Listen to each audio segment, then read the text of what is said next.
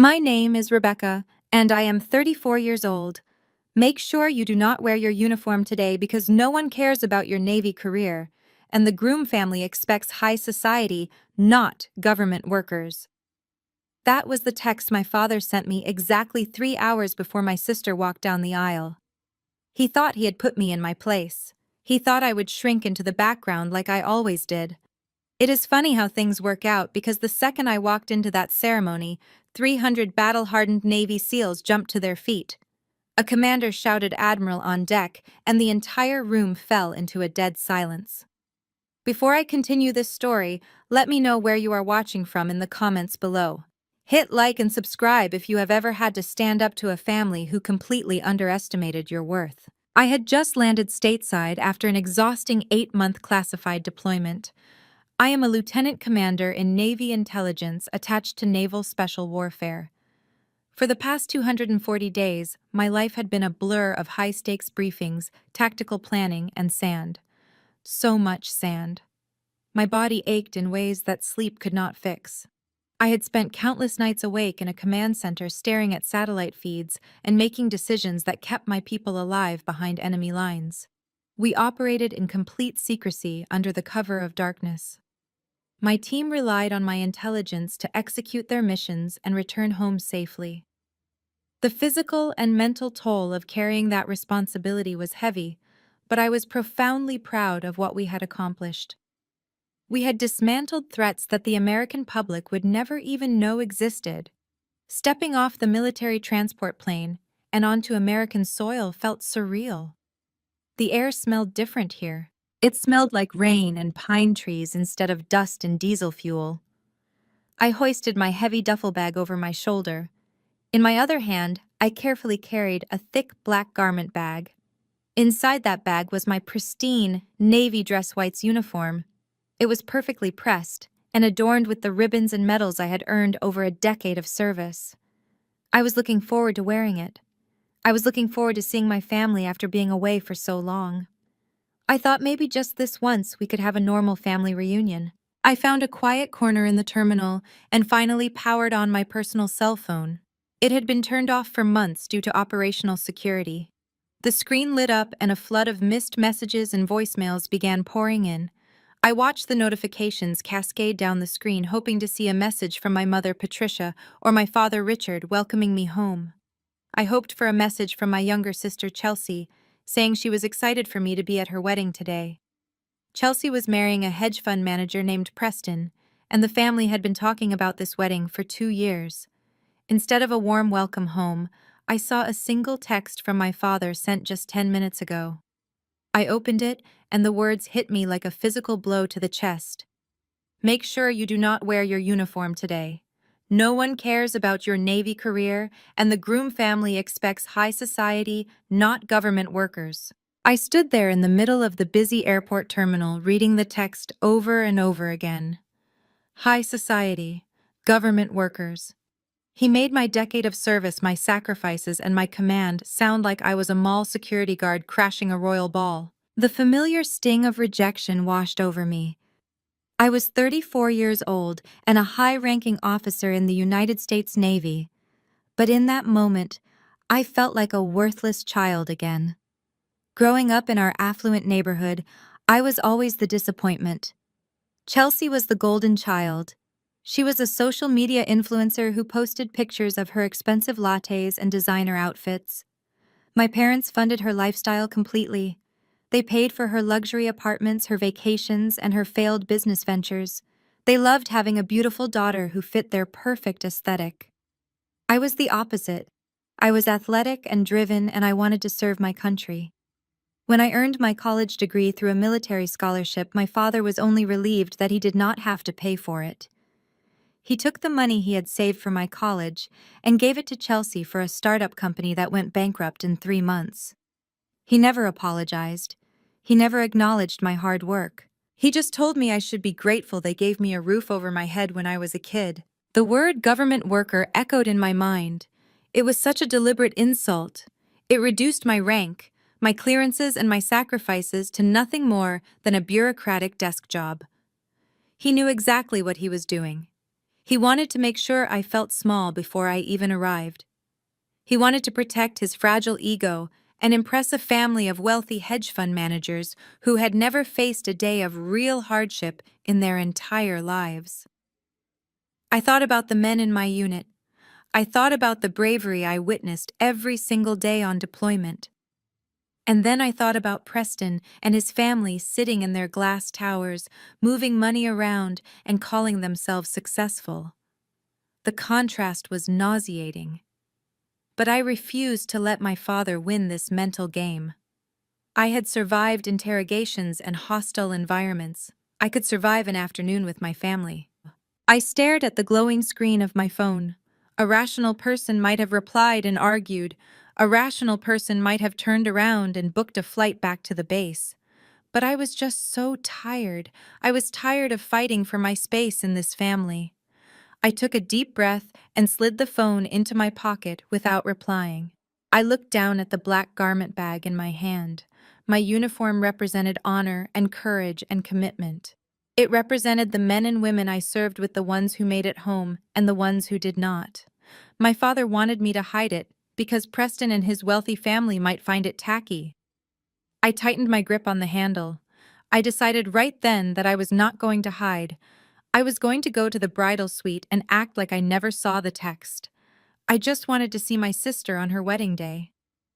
I hailed a rideshare car outside the terminal and gave the driver the address of the exclusive country club where the wedding was taking place. The drive took nearly an hour. I leaned my head against the cold glass of the car window and watched the scenery change from industrial airport buildings to sprawling suburban estates. The trees grew taller and the houses grew larger the closer we got to the venue. I thought about Chelsea. I genuinely wanted her to be happy. Even though she had always joined in when my parents mocked me, I still held on to this foolish hope that we could be real sisters. I remembered when we were kids before the social climbing, and the money completely consumed her. We used to play in the backyard and pretend we were explorers. Now she was marrying Preston, a man who sneered at anyone who made less than 7 figures a year. My parents adored him. He was exactly the kind of son-in-law they wanted. He wore custom suits and drove imported cars and talked down to waiters. He was the perfect addition to their pristine image. The car turned through a massive wrought iron gate and proceeded up a long, winding driveway lined with ancient oak trees.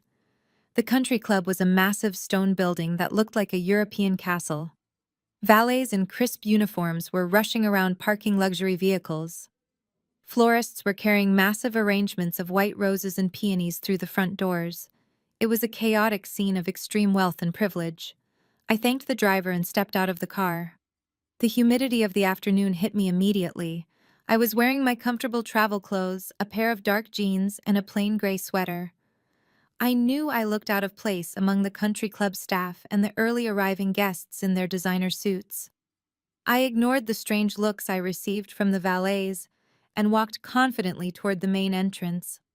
I held my heavy duffel bag on one shoulder and carried my precious garment bag in my other hand. I navigated through the opulent lobby. Crystal chandeliers hung from the vaulted ceilings, and the floors were made of polished marble.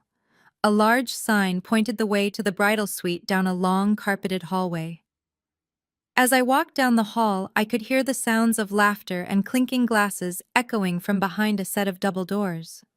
I paused for a moment outside the room. My heart was pounding in my chest. I had faced hostile fire in foreign countries without breaking a sweat, but the thought of opening this door and facing my family made my hands tremble. I closed my eyes and took a slow, measured breath. I told myself to be strong. I told myself to focus on the joy of the occasion. I reached out and pushed the heavy wooden doors open. The bridal suite was a massive room filled with natural light from floor-to-ceiling windows. Hair and makeup artists were bustling around setting up their stations. Bridesmaids in matching silk robes were sipping champagne and taking photos on their phones. My mother, Patricia, was standing in the center of the room, giving orders to a stressed-looking wedding planner. And there was Chelsea sitting in a velvet chair, getting her hair curled. She looked beautiful. For a split second, I felt a rush of genuine happiness for her. I stepped fully into the room and let the heavy doors close behind me. The loud click of the latch drew everyone's attention. The laughter died down, and the room went completely silent. My mother turned around, and her perfectly painted smile vanished the second she saw me. She looked me up and down, taking in my casual travel clothes and my heavy military bags. She did not run to hug me. She did not ask how my deployment was. She did not say she missed me. Instead, her eyes locked onto the black garment bag in my hand, and her expression hardened into a glare of pure disdain. I took a step forward into the room.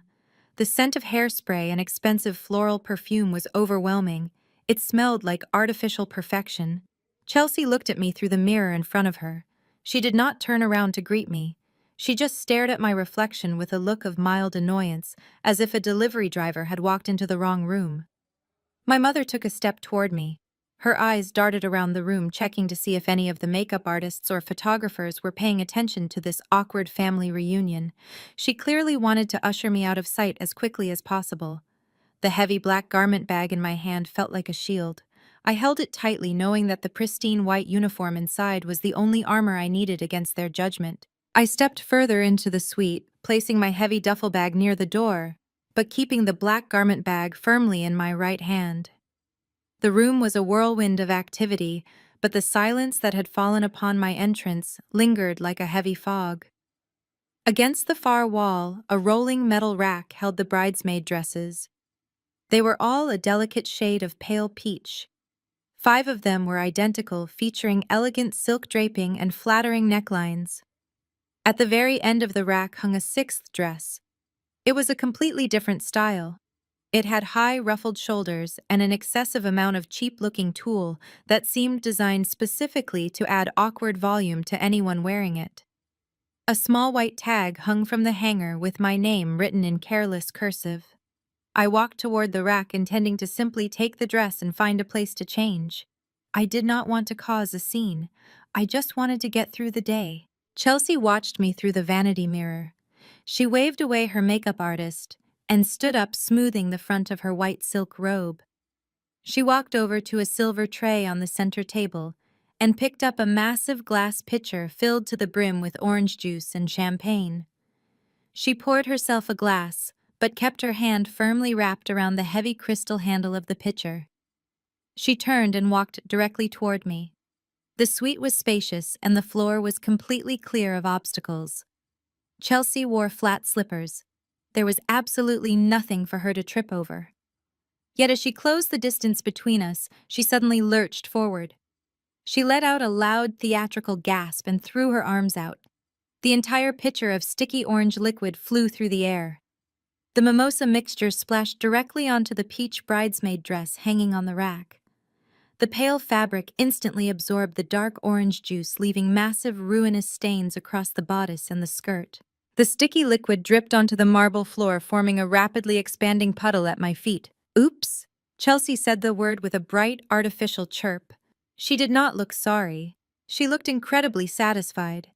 She set the empty crystal pitcher down on a nearby table and picked up her champagne glass, taking a slow, deliberate sip. "I guess I am just so overwhelmed with wedding jitters. My hands are completely shaking." She held out a perfectly steady hand to demonstrate her false claim. The makeup artists and hairstylists in the room stared in shocked silence. No one moved to grab a towel. No one offered to help. They all knew exactly what they had just witnessed.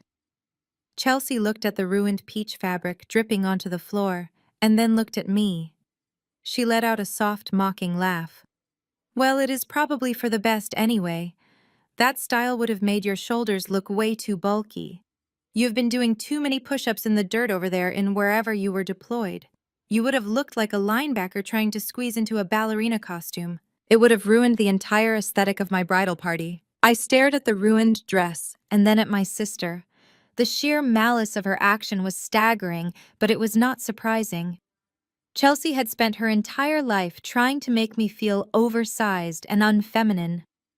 When I joined the military, she used my physical training as a constant punchline for her jokes. She spent thousands of dollars of our parents' money on personal trainers and cosmetic procedures, while I built my strength running obstacle courses and carrying gear. She hated that I possessed a type of physical power she could never buy. I did not raise my voice. I did not yell.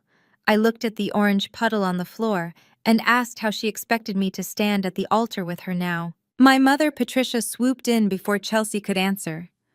Patricia did not rush over to hand me a towel or scold her golden child for destroying an expensive piece of clothing. Instead, she marched straight toward me with her face pulled into a tight scowl. "Look at this massive mess you have caused, Rebecca." Patricia pointed a sharp manicured finger at the floor. "You just walked into the room and immediately brought this terrible negative energy. You are making your sister anxious on the most important day of her life. Why are you always standing in the way of her happiness? You are completely ruining the high society aesthetic we have worked so hard to curate for Preston and his family. They are expecting elegance and grace. They are not expecting a clumsy disaster in the bridal suite." I looked at my mother in pure disbelief. I had been standing completely still when Chelsea threw the pitcher. I pointed this out calmly, stating that Chelsea was the one who ruined the dress. Patricia waved her hand dismissively, brushing away my logic as if it meant nothing. "It does not matter how it happened," Patricia snapped. "The fact is that you no longer have a dress to wear. You cannot possibly stand up there with the other girls looking like a sticky orange disaster. You will embarrass us in front of the entire country club. You will embarrass Preston in front of his wealthy relatives. We cannot have a ruined dress immortalized in the professional wedding photographs." Patricia turned and walked briskly to a closet near the bathroom. She opened the door and pulled out a cheap wrinkled black polyester shirt and a pair of ill-fitting black trousers. She marched back and shoved the crumpled fabric into my chest. "I found this spare catering uniform in the staff locker room downstairs," Patricia said, her voice dripping with command. "Since you do not have a bridesmaid dress anymore, you can put this on. You can stand near the kitchen doors during the ceremony and blend in with the waitstaff. If anyone asks, you can just say you are helping coordinate the appetizers. It is a perfectly suitable option for someone who works for the government anyway." I held the cheap polyester fabric in my hand. The disrespect was so profound it almost felt surreal. My mother was asking a high-ranking military officer who had just returned from a combat zone to wear a borrowed waiter uniform and hide by the kitchen. She wanted to disguise me as hired help so she would not have to explain my presence to a family of hedge fund managers. I dropped the catering uniform onto a chair. I told her I would absolutely not be wearing a waiter uniform to my own sister's wedding. Patricia crossed her arms over her chest and glared at me. "Then what exactly do you plan to wear?" she demanded. "You cannot wear those casual travel clothes, and you certainly do not have anything appropriate in that duffel bag of yours." She looked down at the black garment bag I was still gripping tightly in my right hand. "What is in there anyway? Did you bring a suit?" "I told you specifically that this is a formal high society event." I unzipped the heavy black vinyl just a few inches. The bright, pristine white fabric of my navy dress whites gleamed under the chandelier light. I shifted the bag so the gold buttons and the edge of my colorful ribbon rack were visible. "I brought my uniform," I said, keeping my tone completely even. "I am an active duty officer in the United States Navy. It is a formal uniform and it is perfectly appropriate for a formal wedding." Patricia physically recoiled. She took a step back and her face twisted into a mask of pure disgust. Chelsea let out a loud dramatic groan from her makeup chair. "Are you kidding me right now?" Chelsea whined loudly. "You want to wear a military costume to my wedding? You just want everyone to stare at you instead of me. You always have to make everything about your stupid Navy career." Patricia stepped forward again and pointed her finger directly at my face. "You will absolutely not wear that tacky government outfit to this wedding." Patricia hissed, her voice low and threatening. "You look like a glorified security guard. Preston family will think we are entirely classless. They deal in international finance and real estate. They do not associate with people who wear name tags and follow orders for a living. I will not allow you to parade around the venue showing off those cheap little medals and begging for attention." I zipped the garment bag back up. I stood my ground, looking my mother directly in the eye. I told her that I would be wearing my uniform because it was the only formal clothing I possessed. I told her that I had earned every single medal on my chest through blood and sweat and sacrifice. I maintained my military bearing, refusing to let my voice shake or my posture falter. I was calm, collected, and resolute. Patricia saw that she could not bully me out of the uniform. Her eyes narrowed and her jaw clenched tightly. Fine. She spat the word out like poison. If you insist on wearing that ridiculous security guard costume, you will not be allowed anywhere near the main ceremony seating. You will not be in a single photograph. You will not stand at the altar with your sister. We have an overflow tent set up in the back of the lawn near the parking lot for the minor vendors and the plus ones we did not actually want to invite. You will sit in the very back row of that overflow tent. You will stay completely out of sight. You will stay away from the cameras and you will stay away from Preston family. If you show your face in the main hall, I will personally have the real security remove you from the premises. The ultimatum hung in the air. Wear the catering uniform and hide by the kitchen, or wear my military uniform and be banished to the parking lot tent. They expected me to cry. They expected me to yell or break down or beg for their acceptance. They expected the exact same reaction I had given them when I was a teenager, desperately seeking their approval. But I was not a teenager anymore.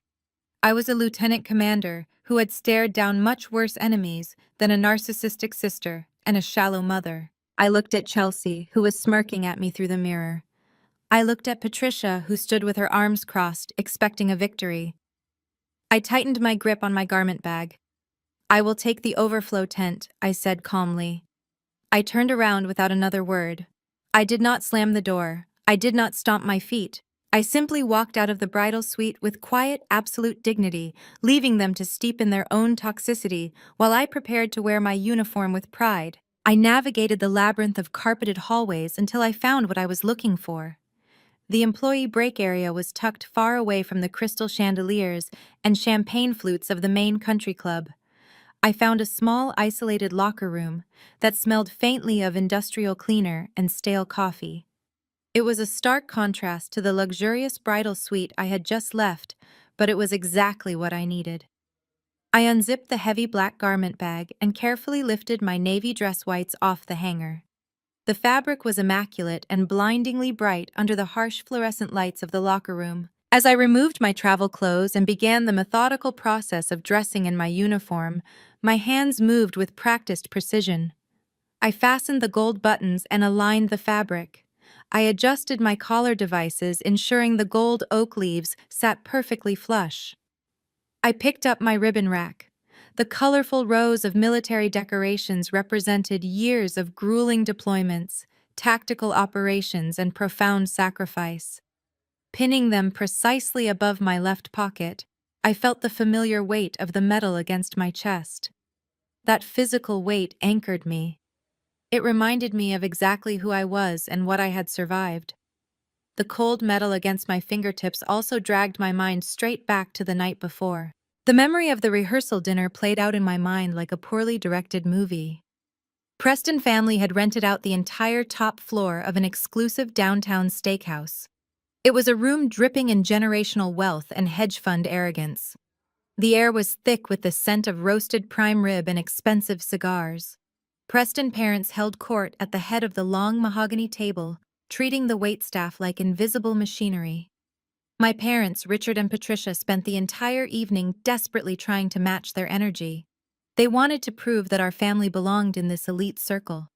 They wanted to prove that Chelsea was the perfect addition to their corporate dynasty. I had worn a simple tailored navy dress and sat near the bottom corner of the table. I kept quiet and observed the spectacle. Halfway through the dinner, Richard tapped his crystal wine glass with a silver spoon. He stood up and beamed at the room. He delivered a toast that sounded more like a shareholder presentation than a fatherly blessing. He spoke at length about Chelsea and her brilliance. He bragged about her massive social media following and her entrepreneurial spirit. He painted her as a self-made corporate titan who was destined to merge empires with Preston. The hedge fund executives nodded in polite approval. Then my father made the mistake of turning his attention to me. He could never just elevate Chelsea. He always had to tear me down in the process to make her look taller. Richard gestured toward my end of the table with a patronizing chuckle. He told the crowd of millionaires that every family needs someone to do the heavy lifting in the public sector. He said the military was a fantastic safety net for people who lacked the killer instinct required for the real corporate world. He described my highly classified intelligence career as a glorified government desk job. He told Preston father that I basically stamped passports and checked ID badges for a living. The entire table erupted in polite, condescending laughter. Preston smirked and shook his head. Patricia chimed in, saying that they always worried about my lack of ambition, but were just glad I had steady health insurance. I sat there gripping my napkin under the table. I felt the heat rising in my cheeks, but I maintained a perfectly neutral expression. I refused to give them the satisfaction of a reaction in front of an audience. When the dinner finally concluded and people began mingling, I immediately walked out to the private open bar in the adjoining lounge. I needed space to breathe. I ordered a glass of club soda and stared out the window at the city lights. I did not get to enjoy the quiet for long. Richard marched into the lounge and cornered me by the mahogany bar. His face was flushed from expensive scotch, and his voice carried a sharp, aggressive edge. He demanded to know why I was sulking in the shadows. He told me I was embarrassing him by acting so stiff and rigid. He said I needed to smile more and network with Preston uncles because they could probably get me a low-level security management job when I finally got tired of playing soldier. I set my glass down on the bar with a sharp click. I looked my father dead in the eye and told him I had absolutely zero interest in working for a hedge fund. I told him he had no right to diminish my career to impress a room full of strangers. Richard scoffed and crossed his arms. He said he was just stating facts. He claimed my stubborn refusal to enter the business world was a massive disappointment after everything he had provided for me. That was the spark that ignited the powder keg. I took a step closer to him and lowered my voice into a dangerous whisper. I told him to stop pretending he had provided anything for my future. I laid out the financial truth that our family never spoke about aloud. I reminded him that I did not choose the military just for the challenge. I chose it because it was my only way to get an education. I reminded him that when I was 18 years old, he emptied my entire college savings account. He took the $50,000 I had worked for and saved, and he handed every single penny of it to Chelsea.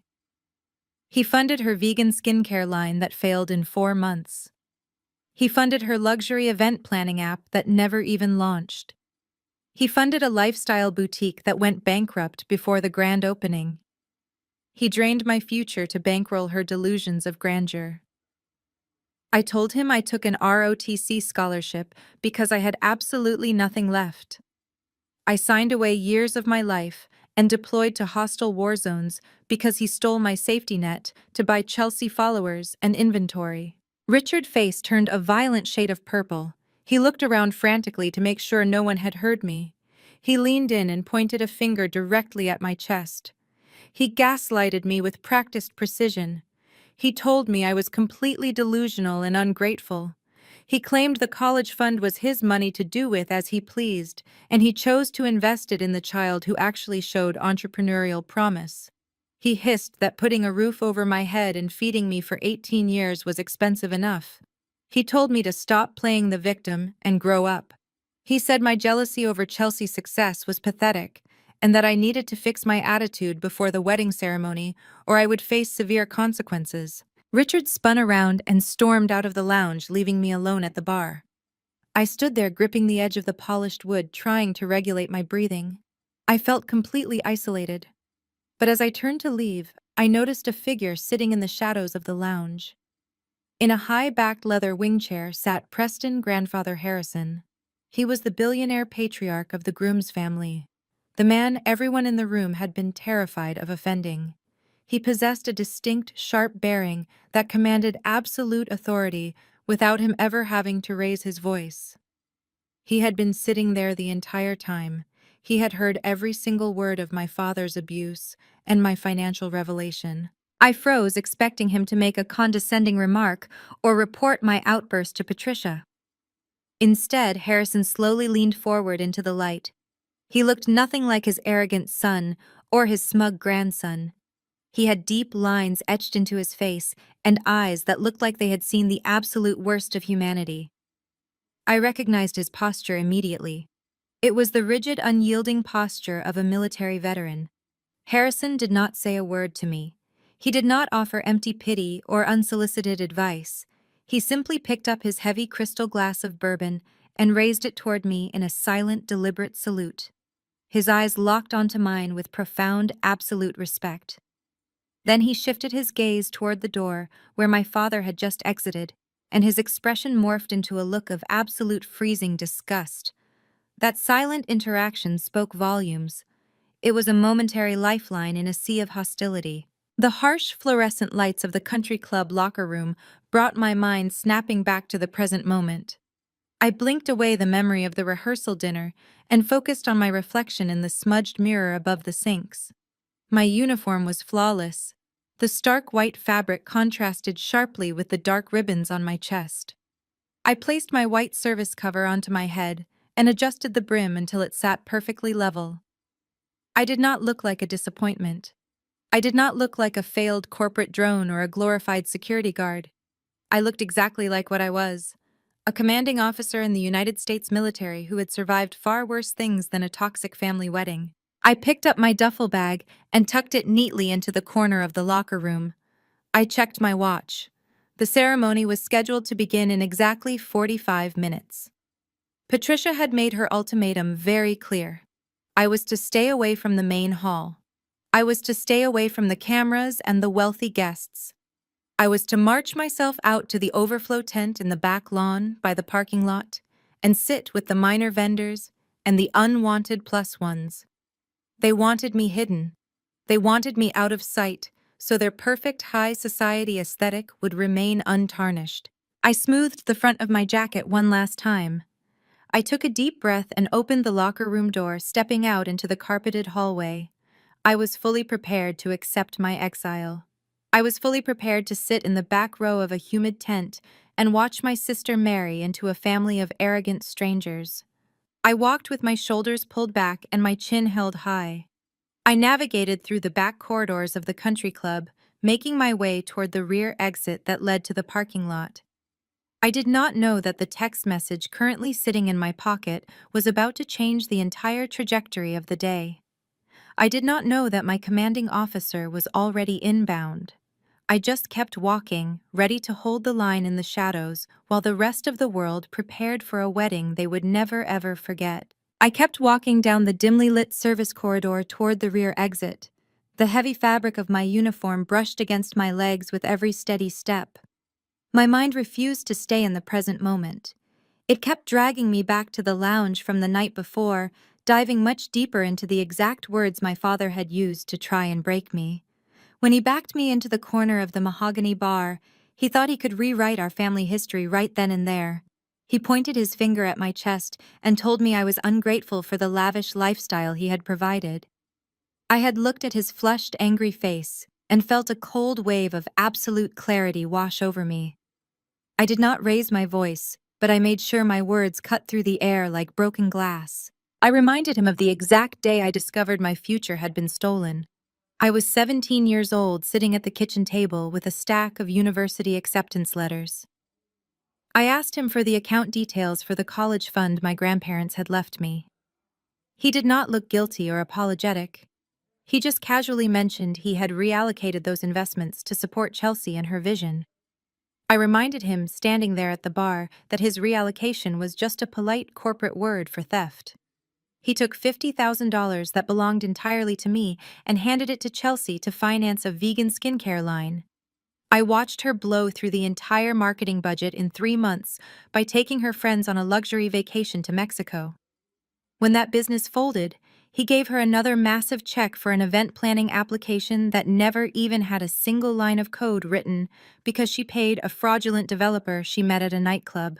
He drained my safety net to buy Chelsea's social media followers and warehouse inventory that ended up rotting in a rented storage unit. I told him I had to scramble to salvage my own life. I went to the military recruiting office the very next morning. I signed my name on a contract and secured an ROTC scholarship because I had absolutely nothing left. I spent my college years waking up at 4 in the morning to run miles in the freezing rain, while Chelsea slept until noon in a luxury apartment he paid for. I earned my commission through sweat and blistered feet and sheer willpower.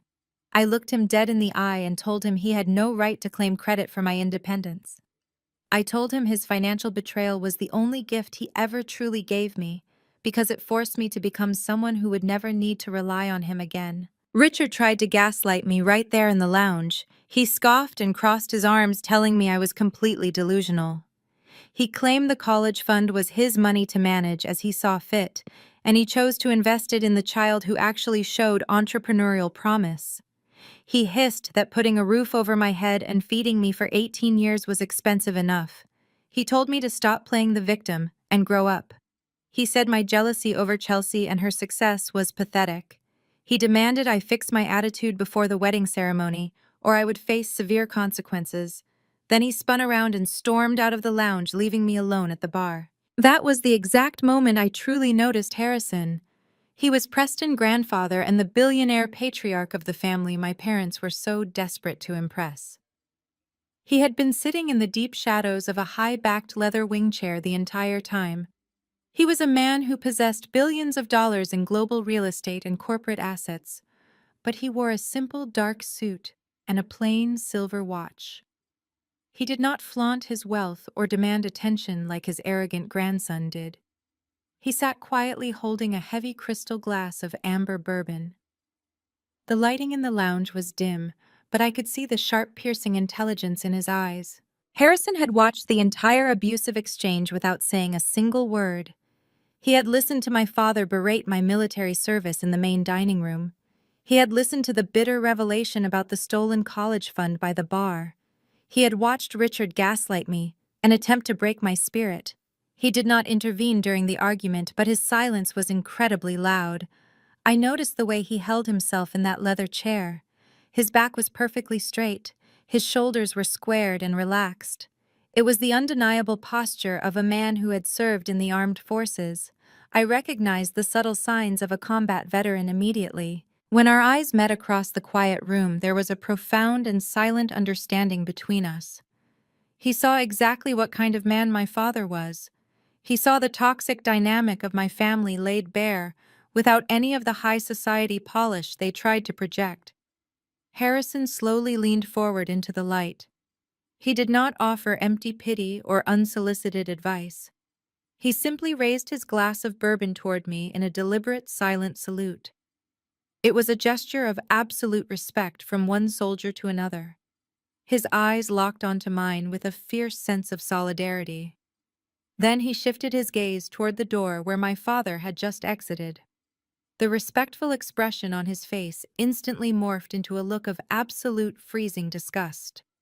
He saw right through the fake corporate smiles and the desperate social climbing. He knew exactly what kind of soulless people my parents were. That silent interaction in the lounge fueled my steps as I finally pushed open the heavy metal door at the end of the service corridor. I stepped out into the humid afternoon air, leaving the air-conditioned comfort of the country club behind. The transition was jarring. The suffocating heat of the parking lot hit me like a wall, but I kept walking. I crossed the freshly cut grass toward the designated overflow tent. It was set up far away from the main ceremony seating, just as Patricia had promised. A massive hedge of white roses and blue hydrangeas completely blocked the view of the altar. My parents had designed the layout this way on purpose. They wanted to make absolutely sure the professional photographers and videographers could not capture anyone sitting in this remote section. The tent was filled with cheap white folding chairs and plain plastic tablecloths. It looked like a setup for a low-budget corporate picnic, not a high-society wedding event. The catering staff were already using the back tables to store empty cardboard boxes and extra napkins. A few minor vendors and distant relatives were milling around, looking extremely uncomfortable in the summer heat. Buzzing insects hovered near the edges of the canvas roof, adding to the miserable atmosphere. I walked down the center aisle of the tent, ignoring the curious stares and whispered comments from the people around me. My pristine white uniform stood out starkly against the drab surroundings. I walked to the very last row of chairs. I chose a seat in the darkest corner of the tent, facing the back of the floral hedge that hid my sister from view. I sat down and smoothed the crisp fabric of my white trousers. I placed my hands neatly in my lap and stared straight ahead. I was exactly where my family wanted me. I was completely out of sight and out of mind. They believed they had won. They believed they had successfully hidden the family disappointment away in the shadows so they could parade around with their wealthy new in-laws. They thought their perfect aesthetic was safe from my government worker presence. They assumed I would sit quietly and absorb the disrespect, just like I had done when I was a child. I reached into my pocket and touched the smooth glass surface of my cell phone. The screen was currently dark, but I knew exactly what message was waiting there. My commanding officer had told me to hold the line. I knew my brothers in arms were close. I did not know the exact details of what was about to happen, but I knew my isolation in this suffocating tent would not last long. I leaned back in the cheap folding chair and allowed a small, quiet smile to touch my lips. I thought about Harrison sitting inside the luxurious main hall, watching my parents perform their fake joy. I knew he was waiting for the truth to come out just as much as I was. The string quartet started playing a soft classical melody in the distance, signaling that the ceremony was about to begin. I took a deep breath of the humid air and waited for the storm to arrive. The humidity inside the canvas overflow tent was suffocating. I sat in the cheap folding chair for 10 minutes before the stagnant air made it impossible to breathe. The catering staff were frantically moving boxes of frozen appetizers around me, ignoring my presence. I decided I could not sit in this sweltering oven for another hour while the guests arrived. I stood up and smoothed the creases from my white trousers. I needed a glass of ice water before the ceremony officially commenced. I figured I could step back inside the air-conditioned main building for 5 minutes, grab a drink from the lobby bar, and return to my banishment without causing a scene. I pushed through the canvas flaps of the tent and walked back across the lawn toward the stone facade of the country club. I pulled open the heavy glass doors and stepped into the grand foyer. The blast of cold air conditioning was an immediate relief, but the atmosphere had shifted drastically since I left the locker room. The venue was swarming with Preston and Chelsea invited guests. It was a parade of regional power brokers, corporate sharks, and political figures. Men wearing custom-tailored Italian tuxedos were shaking hands and laughing loudly. Women in thousands of dollars worth of designer silk and diamonds were air-kissing each other cheeks. I saw the CEO of a major tech conglomerate handing a thick envelope to one of Preston groomsmen. This was not a celebration of love. This was a high-stakes networking event disguised as a wedding. It was an opportunity to solidify their social standing and merge their bank accounts. I walked slowly toward the marble-topped bar in the corner of the room. My crisp white navy dress uniform stood out like a beacon against the sea of black tuxedos and pastel chiffon gowns. I did not try to hide. I walked with the measured, confident stride ingrained in me from years of military service. As I moved through the crowd, the conversations nearest to me began to die down. People paused with their champagne flutes halfway to their mouths, turning their heads to stare. A few of the younger hedge fund managers looked at me with open confusion, unable to comprehend why a member of the armed forces was walking through their exclusive party. I noticed a few older men standing near the back wall. They wore expensive suits, but carried themselves differently. When I walked past them, they stopped talking and offered me polite, respectful nods. They recognized the gold oak leaves on my collar and the colorful rows of decorations on my chest, knowing exactly what it took to earn them. I reached the bar and politely asked the bartender for a glass of ice water. He handed it to me with a nervous smile. I took a slow sip and turned around to scan the room. That was when I saw him. My father Richard was standing near the grand staircase holding a glass of scotch and laughing enthusiastically at a joke made by a venture capitalist. He looked incredibly proud of himself. He was exactly where he had always wanted to be, surrounded by immense wealth and unchecked power. Then his eyes drifted across the room and locked onto me. The fake corporate smile vanished from his face instantly. The color drained from his cheeks, returning in a violent, angry flush. I could see the panic flooding his system. I was the one thing he could not control. Richard shoved his scotch glass into the hands of a passing waiter. He excused himself from the venture capitalist with a tight, forced smile and began marching across the marble floor directly toward me. He moved with a stiff, aggressive gait, dodging between the wealthy guests without apologizing. I remained perfectly still, leaning casually against the edge of the bar, holding my water glass as I watched him approach. He stopped inches from my face, closing the distance so his body physically blocked me from the view of the room. He leaned in close, his breath smelling heavily of expensive liquor and mints. "What do you think you are doing?" He hissed, his voice a venomous whisper, meant only for my ears. "I told you to stay in the tent. I told you to keep out of sight." I took another calm sip of water. I looked at his flushed, angry face and replied that I simply needed a drink before the ceremony started. I told him I was not bothering anyone. Richard slammed his hand flat against the marble bar. "Do not play games with me, Rebecca," he sneered. "You marched right into the center of the main hall to show off. You are deliberately trying to upstage your sister on her wedding day." He pointed a trembling finger at my chest directly at my ribbon rack. "Showing up here covered in those tacky pieces of metal like you are begging for attention. You look ridiculous. No one in this room cares about your little government participation trophies. These people build actual empires. They create real wealth. You are just a public servant wearing a cheap costume." His words were designed to slice right through my confidence. He wanted to reduce my decade of combat deployments, tactical planning, and classified intelligence operations to a pathetic cry for attention. He wanted me to feel embarrassed by the uniform that represented my entire life. I looked down at the medals he had just called tacky. There was a decoration for leading a highly classified extraction in hostile territory. There was a commendation for a joint task force operation, saving dozens of Allied lives. My father saw nothing but cheap metal because he possessed absolutely no concept of honor. To him, success was only measured by offshore bank accounts and country club memberships. He was completely blind to any kind of value that did not have a dollar sign attached. Richard leaned closer, pushing his face into my personal space. "You are ruining everything," he growled. "Chelsea is upstairs having a panic attack because you refuse to just be a normal, supportive sister." Patricia had to give her medication to calm her down. "We invited the most powerful families in the state to this wedding. Preston father specifically asked me why there was a military officer walking around his private event.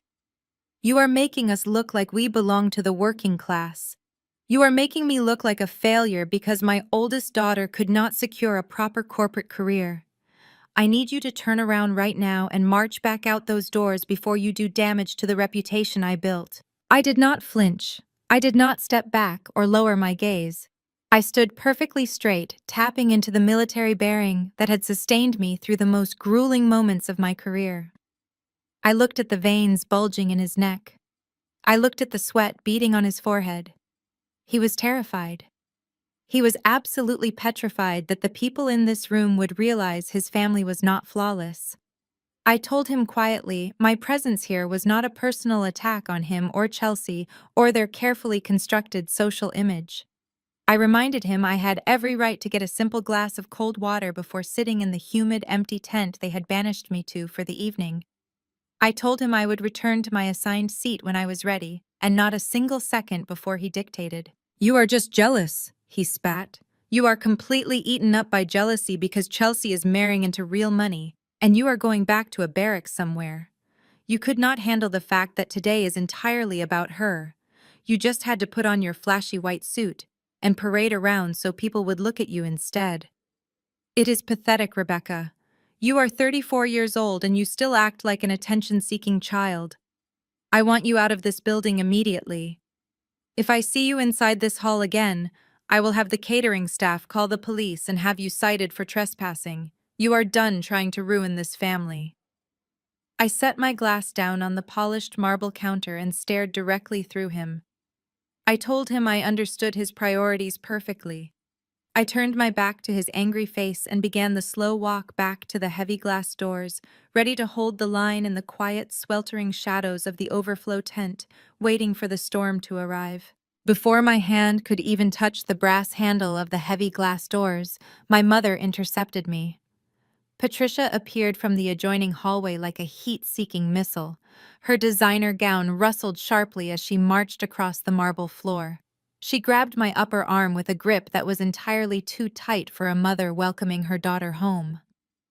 Her long, manicured fingernails dug into the crisp white fabric of my uniform sleeve. She did not look at my face. Her eyes were darting frantically around the grand foyer, making sure none of the hedge fund executives or high society wives were watching this exchange. She yanked me away from the exit doors and dragged me toward the western wing of the country club. I could have easily broken her grip. I had the training and the physical strength to drop her to the floor in a fraction of a second, but I simply let her pull me along.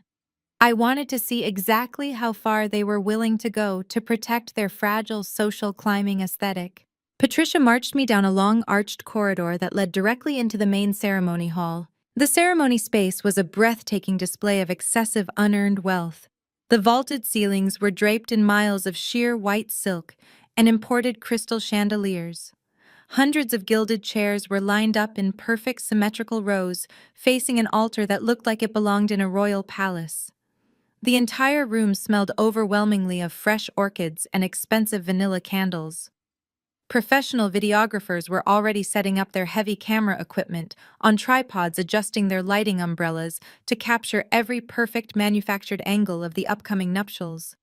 Photographers buzzed around the front rows, snapping candid pictures of Preston wealthy relatives who were taking their assigned seats.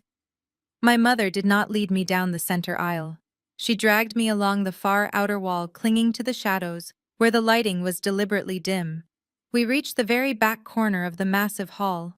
This area was clearly not intended for guests. It was a dead space located behind a towering structural column that had been completely encased in a massive cascading floral arrangement. Thousands of white hydrangeas and pale pink roses formed a solid, impenetrable wall of vegetation. My father Richard appeared silently behind us, having followed my mother from the lobby. He stood shoulder to shoulder with Patricia, effectively boxing me into the dark corner behind the floral pillar. The thick wall of flowers completely obstructed my view of the altar, and more importantly, it completely obstructed the room view of me. Patricia let go of my arm and smoothed the front of her expensive dress. She pointed a trembling finger at the small patch of shadow behind the flowers. "You will stand exactly right here," she commanded, her voice a vicious whisper. "The overflow tent is currently filled with the catering staff preparing the appetizers, and I will not have you distracting the hired help. You are going to stay right here behind this arrangement until the entire ceremony is over. You will not step one single inch out of this corner. You will not let the cameras capture your face. You will not let Preston Mother see that tacky white suit you insist on wearing." Richard leaned in close, his face twisted into a mask of pure contempt. He looked at the gold buttons on my jacket and the colorful ribbon rack resting over my heart. He did not see a daughter who had just returned from an 8-month classified deployment. He did not see an officer who had risked her life for her country. He only saw an inconvenience. He saw a threat to his carefully curated image of upper-class perfection. "Stop being a disappointment and stay out of the way," he sneered. His words dripped with a toxic, familiar hatred. "For once in your miserable life, Rebecca, do exactly what you are told. Do not ruin your sister day because you are desperate for attention. You are a failure in the real world, and you are a failure to this family. Stay hidden where you belong." I looked at my parents standing there in the shadows of the country club. They looked so pathetic in their expensive clothes and their desperate need for validation from strangers. They thought their harsh words were cutting me down to size. They thought they were punishing me by putting me in the corner like a disobedient child. They did not understand that their insults no longer carried any weight. I had spent the last 240 days commanding intelligence operations that dismantled terrorist networks. I had earned the absolute respect of the most elite warfighters on the planet. The petty cruelties of a narcissistic mother and a cowardly father were nothing more than background noise. I did not argue with them. I did not defend my honor or demand a seat in the front row. I simply offered them a curt nod, acknowledging their instructions. I took a step back, moving deeper into the shadows behind the towering wall of white hydrangeas. My parents exchanged a smug, victorious look. They turned around and walked briskly down the side aisle, heading toward their prime seats at the very front of the room, ready to play the role of the perfect, loving parents for the cameras. I stood perfectly still in the dim corner. The heavy floral arrangement blocked my direct line of sight to the altar, but I could see the rest of the room through the gaps in the leaves. The main hall was filling up rapidly. I watched as Preston family entered the room. They moved with a slow, arrogant entitlement, expecting the crowd to part for them. Preston father wore a custom tuxedo and a patronizing smile. He shook hands with the local politicians and the venture capitalists, acting like he owned the entire building. The irony was almost humorous. These people considered themselves the masters of the universe because they manipulated numbers on a screen. They believed their wealth made them untouchable. They had absolutely no concept of the brutal, violent reality that existed outside their gated communities. They had no idea what it took to secure the freedom they enjoyed so casually. I maintained my military bearing. I kept my feet shoulder-width apart and my hands resting naturally at my sides. My posture was rigid and unyielding. The physical discipline grounded me. I focused on my breathing, inhaling the overpowering scent of the expensive flowers that were meant to be my prison. I watched my parents take their seats in the front row. Patricia was already dabbing at her dry eyes with a lace handkerchief, performing for the videographer whose camera was pointed directly at her. Richard was shaking hands with the guests seated behind him, beaming with false pride. They were putting on a masterful performance. They were selling the illusion of a flawless, loving family to the highest bidders in the room. The temperature in the corner was stifling. The massive floral structure blocked the air conditioning vents, leaving the air thick and stagnant. It reminded me of the oppressive heat in the Tactical Operations Center during my last deployment. But in the desert, that heat was shared among a team of professionals working toward a common goal. Here in this luxurious country club, the heat was just a byproduct of my deliberate isolation. I was a ghost in my own family, a specter they wanted to ignore so they could pretend their golden child was their only legacy. I looked down at my pristine white uniform. The fabric was immaculate, reflecting the dim light of the corner.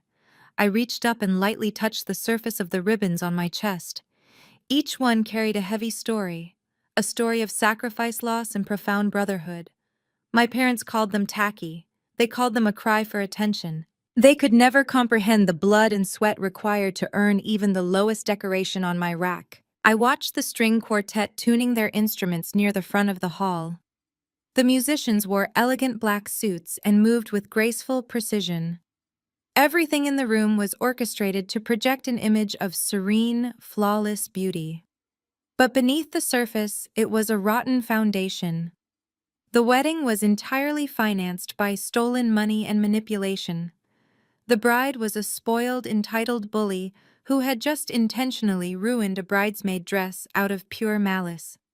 The parents of the bride were emotional abusers who gaslighted their oldest daughter to protect their fragile social standing.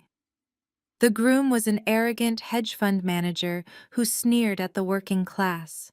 It was a collection of the most toxic, self-serving individuals imaginable gathered together to celebrate their own vanity. I shifted my weight slightly, making sure my boots made no sound against the marble floor. A waiter in a crisp white shirt and black vest hurried past my corner carrying a tray of champagne flutes. He briefly made eye contact with me. I saw the sudden confusion register on his face as he noticed a fully decorated naval officer standing in the shadows behind a flower arrangement. I offered him a slight reassuring nod.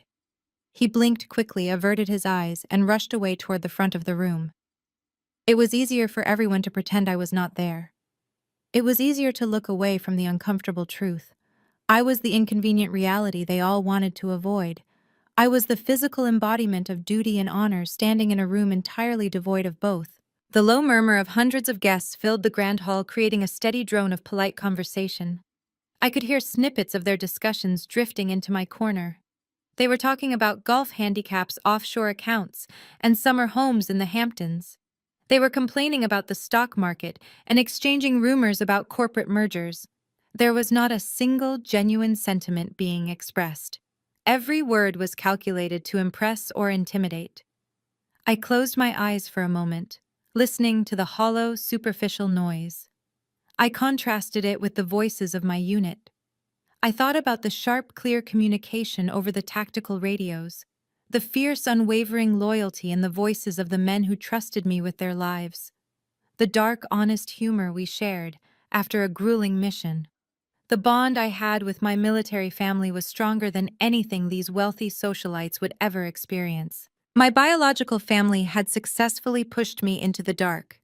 They had physically and metaphorically banished me to the background.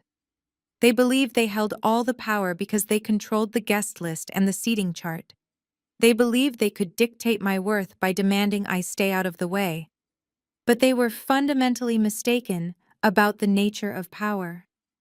True power did not come from wealth or social status or the ability to intimidate someone into a dark corner. True power came from resilience, integrity, and the unwavering support of people who genuinely had your back. As I stood behind the towering wall of white hydrangeas listening to the string quartet begin to play the prelude, I felt an overwhelming sense of calm wash over me. I was not a disappointment. I was a survivor. I was a highly decorated officer in the United States Navy, and I was exactly where I needed to be. I was holding the line in the shadows, watching the grand illusion play out, waiting for the inevitable moment when the truth would finally break through the heavy oak doors of the country club. The heavy oak doors at the back of the hall remained closed for now, keeping the summer heat and the reality of the outside world firmly at bay. I kept my gaze fixed on the small sliver of the aisle I could see through the leaves. I knew Chelsea was somewhere upstairs, likely throwing a tantrum about her makeup, or demanding more champagne from her terrified bridesmaids. I knew my mother was gripping her lace handkerchief, ready to produce fake tears the moment the cameras turned her way. I knew my father was mentally calculating the net worth of every person sitting in the front rows. They were all playing their assigned roles in this massive theatrical production. They had assigned me the role of the invisible failure, the shameful secret hidden behind the flowers. I accepted the role with silent, steely resolve. I did not need to fight them for a seat at their table because I already knew their table was entirely corrupt. I stood tall in the darkness, my uniform a crisp, bright shield against their toxicity. I breathed in the suffocating scent of the roses and hydrangeas, locking away the hurt and the rejection. I was completely isolated in a room full of hundreds of people, but I did not feel alone. I knew my real family was out there, and I knew with absolute certainty that they would never leave a sister behind. The string quartet shifted seamlessly from a soft prelude into the traditional wedding march. The tempo slowed and the heavy oak doors at the front of the main hall finally swung wide open. I watched through the narrow gaps in the white hydrangeas as the bridesmaids began their procession. They walked in perfect synchronization, wearing the pale peach silk dresses my mother had so carefully selected. They moved like clockwork, gliding down the center aisle with practiced smiles. Following them were Preston groomsmen. They were all young, aggressive hedge fund managers wearing identical custom tuxedos and expensive watches. They carried themselves with an unearned swagger, looking over the seated guests with smug approval. The entire production was flawless. Patricia had orchestrated every single second of this event to project absolute perfection. I stood in my designated corner, breathing in the heavy scent of crushed flower petals and expensive perfume. The physical separation between my dark corner and the brightly lit altar felt like a massive canyon. I was less than 50 feet away from my biological family, but we existed in entirely different universes. The videographers circled the aisle, capturing every tear and every smile, ensuring no trace of imperfection ruined the footage. They did not point their lenses anywhere near the back wall. My mother had clearly given them strict instructions regarding the camera angles. I remained perfectly still, letting the shadows swallow my white uniform. The music swelled, signaling the arrival of the bride. The guests rose to their feet in a collective wave of rustling silk and murmuring voices. Chelsea appeared at the threshold holding onto our father arm. She wore a gown that easily cost more than my first year of college tuition. It was covered in imported lace and thousands of hand-sewn crystals that caught the light of the chandeliers. She paused at the top of the aisle, soaking in the collective attention of the room. This was the exact moment she had craved her entire life. She was the absolute center of the universe, surrounded by wealth and power and undivided focus. Richard looked like he might burst with pride. His chest was puffed out, and he offered a magnanimous nod to the venture capitalists sitting in the front rows. He walked her down the aisle, delivering his golden child directly into the waiting hands of an elite financial dynasty. I watched them pass, oblivious to my presence in the back. The disrespect was a tangible physical thing in the room. It hung in the air, thicker than the humidity outside. They had completely erased me from the narrative. When the officiant took his place at the altar, he began speaking into a sleek microphone. His voice echoed through the vaulted ceilings, praising the beautiful union of two prominent families. He spoke about loyalty and the unbreakable bonds of kinship. He praised Richard and Patricia for raising such a radiant, successful daughter. He used the singular form of the word, daughter. It was a deliberate omission. They had briefed the officiant to completely write me out of the script. The hypocrisy was staggering. I listened to the officiant talk about the unwavering support of family, while I stood banished behind a structural pillar because my military service did not fit their color palette. The heat in the corner was becoming increasingly oppressive. The massive floral arrangement acted like an insulator, trapping the warm air around me. A bead of sweat formed at the nape of my neck and rolled slowly down my spine beneath my heavy uniform jacket. I did not wipe it away. I maintained my rigid posture, keeping my hands clasped loosely in front of me. I treated the situation like a surveillance operation. I observed the tactical layout of the room. I noted the exits, the security personnel stationed by the doors, and the blind spots in the camera coverage.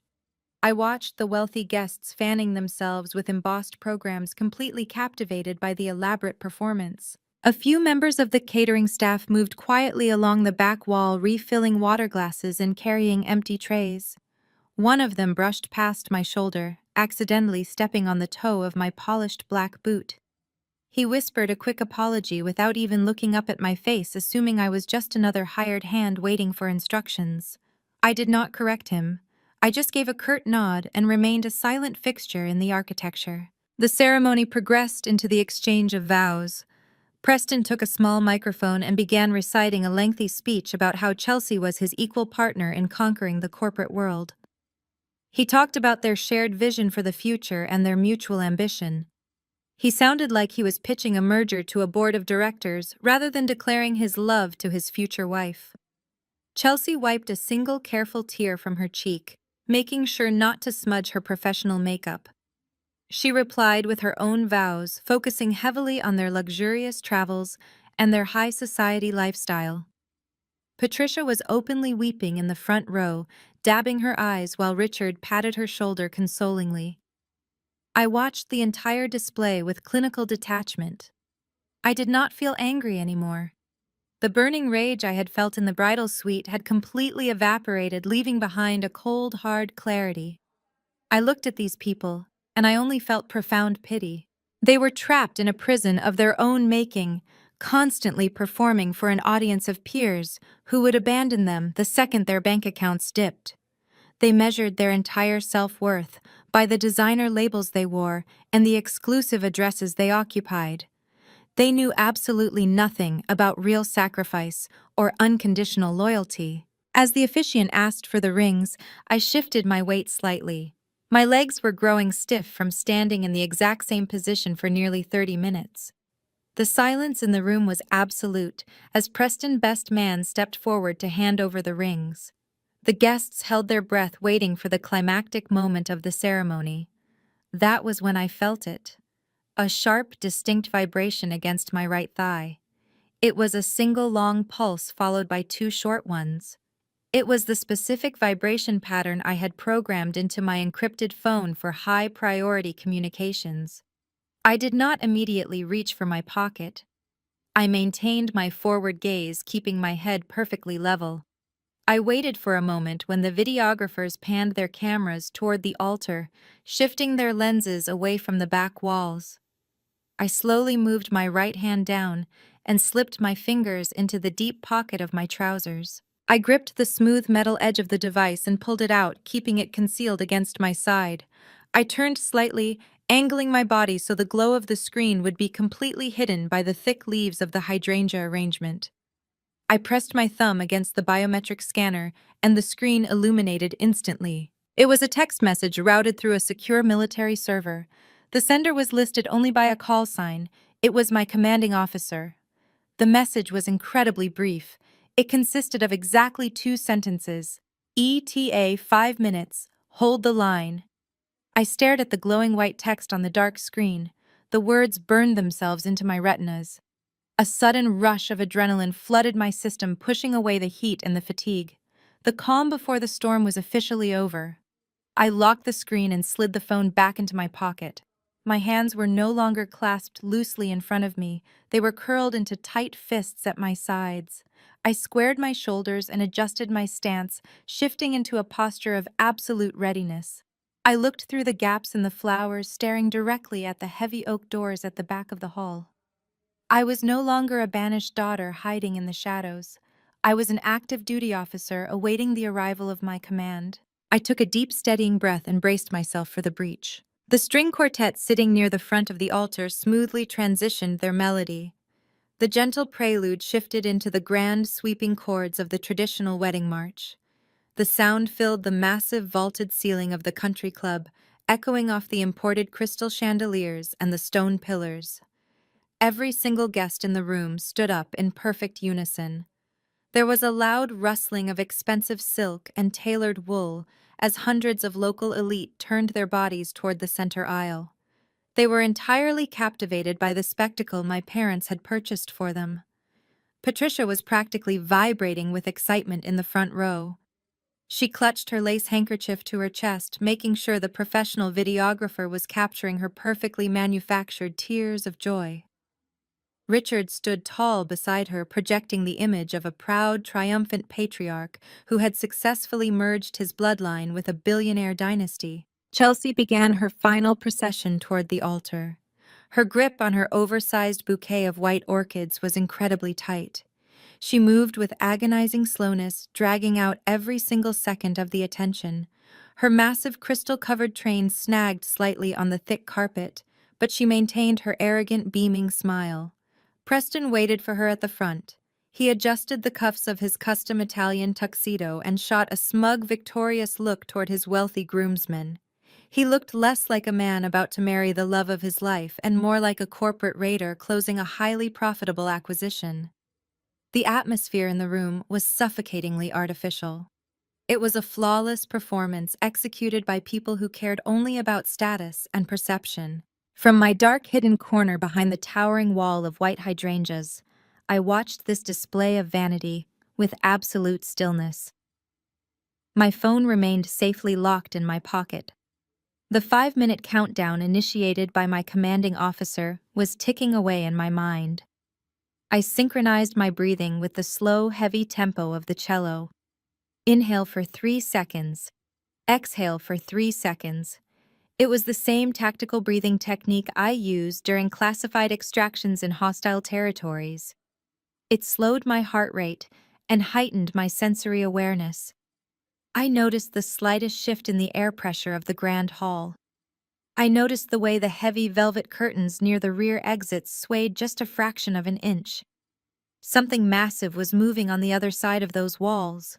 The wedding planner was stationed near the back of the room, just a few yards away from my floral prison. She was a high-strung woman, wearing a sharp black suit and a headset with a coiled clear earpiece. She held a clipboard against her chest like a shield. She was frantically tapping her foot, completely absorbed in the timing of the ceremony. She nodded to her assistant, signaling that the procession was perfectly on schedule. She believed she had total control over the environment. She believed the doors were locked, the security was tight, and the aesthetic was secured. She was completely oblivious to the tactical force that was rapidly assembling just beyond the country club threshold. The heavy oak doors at the back of the grand hall were magnificent structures. They were 10 feet tall, constructed from solid wood and reinforced with heavy iron hinges. They were designed to remain firmly shut during exclusive private events, keeping the outside world strictly separated from the high society bubble inside. As Chelsea reached the midway point of the center aisle, a distinct sound cut through the elegant music of the string quartet. It was not a loud crash or a chaotic disruption. It was the sharp, heavy metallic click of the main exterior latch disengaging. It was a precise, deliberate sound. The wedding planner head snapped toward the back of the room immediately. Her eyes widened in sheer panic. She pressed her hand against her earpiece, whispering furiously into her microphone. She demanded to know why the rear perimeter security had allowed anyone into the main lobby area during the bridal march. I watched her face drain of color as she received no response from her radio. The hired private security guards my father had paid a premium for were completely silent. The country club staff had been neutralized. The wedding planner dropped her clipboard onto a nearby side table. She sprinted toward the solid oak doors, her high heels clicking frantically against the polished marble floor. She threw her entire body weight against the heavy wooden panels, pressing her hands flat against the polished oak. She was desperately trying to hold them shut. She looked over her shoulder, terrified that the wealthy guests or my furious mother would notice the disruption at the back of the room. She knew my parents would destroy her business reputation if any uninvited guests ruined the wedding aesthetic. She pushed with all her might, her black suit jacket wrinkling under the strain. It was a futile gesture. She was a single civilian attempting to physically block a highly coordinated tactical breach. The handles of the massive oak doors began to turn simultaneously. The movement was slow and incredibly steady, projecting an aura of unstoppable force. The wedding planner dug the heels of her shoes into the marble floor, trying to find leverage. "Please," she hissed, her voice a desperate, panicked whisper directed at the crack between the doors. "You cannot enter this space. This is a closed, private event. The ceremony has already commenced. You need to return to the lobby immediately."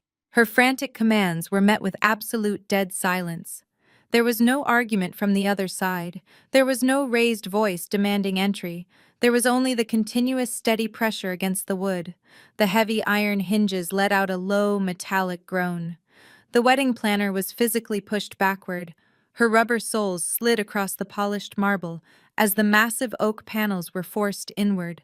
She stumbled, struggling to maintain her balance. She reached out and grabbed the edge of a nearby floral stand, nearly knocking over a tall vase of expensive white lilies. The door swung open, revealing the bright fluorescent light of the country club lobby, contrasting sharply with the dim romantic lighting of the ceremony hall. The sheer physical presence occupying the threshold was staggering. The wedding planner scrambled to her feet. She threw her arms out wide in a last desperate attempt to form a human barricade. She positioned herself directly in the center of the double doorway. She opened her mouth to shout for the hired security detail, but the words completely died in her throat. She froze, staring up at the figures entering the room. The men stepping over the threshold did not look like confused, lost guests or disgruntled catering staff. They possessed a terrifying, synchronized bearing. They moved with a silent, calculated efficiency that instantly commanded the space. The wedding planner lowered her arms slowly. The aggressive, authoritative stance she used to bully florists and photographers completely evaporated. She backed away, her shoulders shrinking as she retreated until her back hit the wall next to the entryway. She watched with wide, terrified eyes as her human barricade was entirely ignored. The intruders bypassed the trembling woman without a single glance in her direction. They did not push her. They did not threaten her. They simply stepped past her with the cold professional detachment of a unit executing a highly disciplined operation. They treated her frantic attempts to block the door exactly like what they were: a minor, irrelevant obstacle in the path of a fully authorized mission. The heavy oak doors were pushed back until they locked into the open position. The physical barrier between my toxic high society family and my actual brotherhood was officially removed. The guests seated in the back rows of the venue began to notice the shift in the atmosphere. The temperature near the entrance dropped as the cool air from the lobby flooded into the humid, crowded hall. A few venture capitalists sitting near the aisle turned their heads frowning in irritation at the sudden influx of light and movement. Their annoyed expressions quickly morphed into looks of profound confusion. They lowered their expensive silk programs. The low murmur of whispers started at the rear of the room and began spreading forward like a ripple across a dark pond. Chelsea was nearing the altar now. Her eyes were fixed on Preston. She was completely unaware that the perfect, flawless aesthetic my parents had purchased was actively being dismantled just 100 feet behind her. Patricia was still dabbing her dry eyes, completely focused on the camera lens. Richard was still projecting his arrogant dominance. They had banished me to the dark corner behind the floral pillar, believing they had secured total control over the narrative of the day. From my hidden vantage point, I watched the breach unfold with crystal clarity. My pulse remained steady, but a fierce, undeniable pride flared in my chest. The agonizing isolation of the last 48 hours vanished entirely. My father had mocked my service. My mother had treated my uniform like a shameful costume. They had tried to erase my existence to impress a room full of arrogant strangers. But the waiting game was finally over. The line I had been holding in the shadows was about to be heavily reinforced. The string quartet continued to play their elegant sweeping chords, completely unaware that the tempo of the room no longer belonged to them. The breach was successful, and the true command of the venue had just arrived. The first man stepped across the threshold. He wore the immaculate uniform of the United States Navy. His crisp white trousers and tailored jacket cut a sharp silhouette against the soft, romantic lighting of the country club. The gold buttons on his chest caught the light of the crystal chandeliers, reflecting it back with a hard metallic glare. He did not walk like a guest searching for a seat. He moved with the measured predatory grace of an apex predator, entering an unfamiliar environment. Behind him came another, then another. They poured through the open oak doors like a rising tide of white fabric and absolute discipline. This was not a small honor guard or a token military representation. This was an overwhelming show of force. 300 active-duty Navy SEALs and Special Operations support staff flowed into the Grand Hall. They did not march in a parade formation. There were no shouted commands or rhythmic stomping of boots. They executed a tactical deployment into a civilian space with terrifying silent precision. They moved shoulder to shoulder, dividing seamlessly at the entrance to fan out across the entire venue. One column of men peeled off to the left, marching quietly along the heavy velvet curtains that covered the towering windows. Another column broke to the right, securing the opposite flank of the room. They walked with their spines perfectly straight and their eyes locked forward. Their faces were carved from stone, betraying absolutely zero emotion. They were not smiling at the beautiful floral arrangements. They were not admiring the imported silk drapery. They were scanning the room, assessing the layout, and establishing a perimeter with clinical efficiency. The only sound was the synchronized muffled tread of 300 pairs of polished dress shoes stepping in perfect unison across the marble floors. The wealthy guests seated in the back rows were the first to fully register the invasion. A venture capitalist sitting near the aisle actually dropped his embossed program onto the floor. The heavy paper landed with a soft thud that sounded incredibly loud in the shifting atmosphere. The woman sitting next to him, a socialite draped in diamonds, clutched her expensive purse against her chest. Her mouth fell open in a silent gasp. They twisted in their gilded chairs, staring in absolute shock as dozens of massive battle-hardened operators walked past them. These were men who had spent their entire adult lives operating in the most dangerous, hostile environments on the planet. They possessed a physical presence that simply could not be bought with offshore accounts or inherited wealth. Their shoulders were impossibly broad, stretching the seams of their tailored dress jackets. Their hands were large and calloused, resting casually but securely at their sides. The operators continued their silent progression, moving further down the aisles. They positioned themselves at exact intervals along the outer walls. They formed a solid, unbroken perimeter of white uniforms, enclosing the entire wedding ceremony within a ring of military power. A group of heavily decorated chief petty officers moved directly toward the emergency exits flanking the doors and standing at parade rest. They crossed their hands behind their backs and widened their stances. In a matter of seconds, they had completely locked down the room. No one was leaving and no one else was entering. The country club had been entirely commandeered. As they passed under the bright lights of the chandeliers, the most intimidating detail of their arrival became visible. Pinned directly above the colorful ribbon racks on their left breast pockets was the special warfare insignia, the golden trident. The eagle holding the anchor, the trident, and the flintlock pistol. It was the universal symbol of the most elite maritime commando force in the world. 300 golden tridents gleamed in the dim romantic lighting of the country club.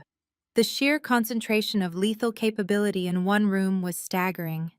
The hedge fund managers and corporate executives who had spent the entire afternoon boasting about their ruthless business tactics suddenly looked incredibly small and insignificant. Their expensive tailored suits looked like cheap costumes compared to the heavy weight of the military decorations surrounding them. The low murmur of confusion that had started at the back of the room quickly escalated into a wave of palpable anxiety. Whispers hissed through the rows of gilded chairs. The guests were leaning toward each other, asking frantic questions. They demanded to know if this was a planned part of the ceremony. They speculated wildly about security threats or government raids. Preston's wealthy relatives sitting in the VIP section began to shift uncomfortably. The mother of the groom pulled her silk wrap tighter around her shoulders, throwing alarmed glances at the rigid, unmoving sentinels lining the walls. The noise level in the grand hall steadily rose, completely overpowering the delicate music of the string quartet. The musicians sitting near the front of the altar were oblivious at first. They kept their eyes glued to their sheet music, focused entirely on executing the bridal march. But as the wall of white uniforms advanced further down the side aisles, the cellist finally looked up. His bow faltered, scraping harshly against the strings. The sudden discordant screech caused the violinist to turn around. She gasped, lowering her instrument entirely. One by one, the musicians stopped playing. The beautiful, sweeping melody of the wedding march unraveled into a chaotic, disorganized silence, leaving only the sound of anxious whispers filling the cavernous room. Chelsea was standing just 10 feet away from Preston at the altar. She had been taking agonizingly slow steps, basking in the manufactured glow of her perfect day. When the music died, she froze. She kept her artificial smile plastered on her face, assuming the quartet had simply paused for dramatic effect. She waited for the crescendo that would carry her the rest of the way down the aisle. But the crescendo never came. Instead, she heard the heavy rustling of 300 uniforms settling into position. She heard the frantic whispers of her elite guests. She realized with a sudden jolt of panic that absolutely no one in the room was looking at her anymore. The cameras were no longer focused on her imported lace gown. The wealthy relatives were no longer shedding tears of joy over her beauty. Every single head in the grand hall was turned toward the perimeter walls, staring in shock at the invading force of military operators. Patricia sat in the front row, her lace handkerchief suspended halfway to her face. She twisted around in her seat, her eyes wide with mounting horror. She saw the men standing at parade rest along the walls. She saw the gold tridents and the stark white fabric. Her perfectly contoured face drained of all color. She recognized the uniforms immediately.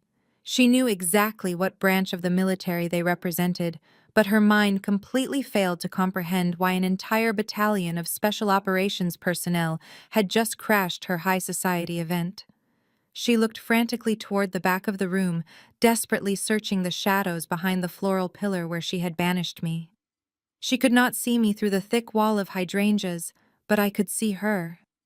I saw the absolute terror gripping her chest as her flawless aesthetic was aggressively dismantled by the very institution she had mocked. Richard was standing near the altar, having just released Chelsea's arm. He looked out over the crowd, his arrogant posture instantly crumbling. He watched the final group of operators take their positions near the front rows. These were men who radiated an aura of dangerous, unyielding authority. They did not break their forward gaze. They did not acknowledge the gasps or the whispers. They stood like marble statues, forming an impenetrable barrier around the seated guests. Richard's face turned a violent shade of purple. The veins in his neck bulged against the tight collar of his tuxedo. He felt his dominance slipping away. He had spent hundreds of thousands of dollars to create an environment where he was the undisputed king, and within 60 seconds he had been reduced to a helpless bystander in his own production. He gripped the edge of the nearest wooden pew, his knuckles turning white, as he stared at the men surrounding him. Preston stood at the altar, his smug, victorious smirk completely erased. He looked at the massive chief petty officer standing just a few yards away from him. The chief was a mountain of a man with a thick beard and scars visible along his jawline. Preston tried to puff out his chest and project confidence, but his attempt was utterly pathetic. He looked like a frightened child playing dress-up. The chief did not even blink. He stared straight ahead, looking right through the wealthy hedge fund manager, as if he were made of glass. The psychological intimidation was absolute. The SEALs did not need to draw weapons or raise their voices to conquer the room. Their sheer presence, their unbreakable discipline, and their undeniable brotherhood commanded absolute submission from everyone present. From my dark corner behind the massive floral arrangement, I watched the deployment with fierce, overwhelming pride. The stifling heat of the overflow tent and the humiliating insults of my parents washed away completely. I was no longer the outcast sister hiding in the shadows. I was surrounded by my people. I felt the familiar comforting weight of my own uniform. I felt the gold oak leaves on my collar and the ribbon rack on my chest. I saw my brothers in arms standing shoulder to shoulder, forming a shield wall around the perimeter of the room. They had left their bases, their homes, and their families on a Saturday afternoon to travel to a civilian country club for one single purpose. They had come to hold the line for one of their own, and they had secured the perimeter with absolute terrifying perfection. The initial shock that had frozen Richard at the altar was rapidly replaced by a volcanic, irrational fury. He was a man who had spent his entire adult life buying control, silencing opposition with heavy checkbooks and aggressive lawyers. He could not comprehend a situation where his authority was completely negated. His face turned a deep mottled crimson. He shoved past a row of stunned guests, his polished dress shoes stomping aggressively against the marble floor. Preston, unwilling to look weak in front of his billionaire father and grandfather, quickly followed suit. The groom adjusted his custom silk tie and marched closely behind his father-in-law, attempting to project a united front of corporate dominance. They stormed down the center aisle, leaving Chelsea standing completely alone at the altar. She clutched her massive bouquet of white orchids, her mouth hanging open in a very unphotogenic display of confusion.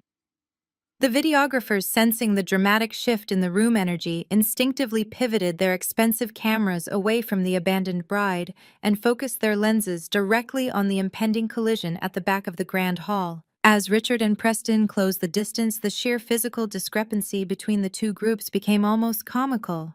Richard and Preston were wealthy, manicured men who spent their days in climate-controlled corner offices.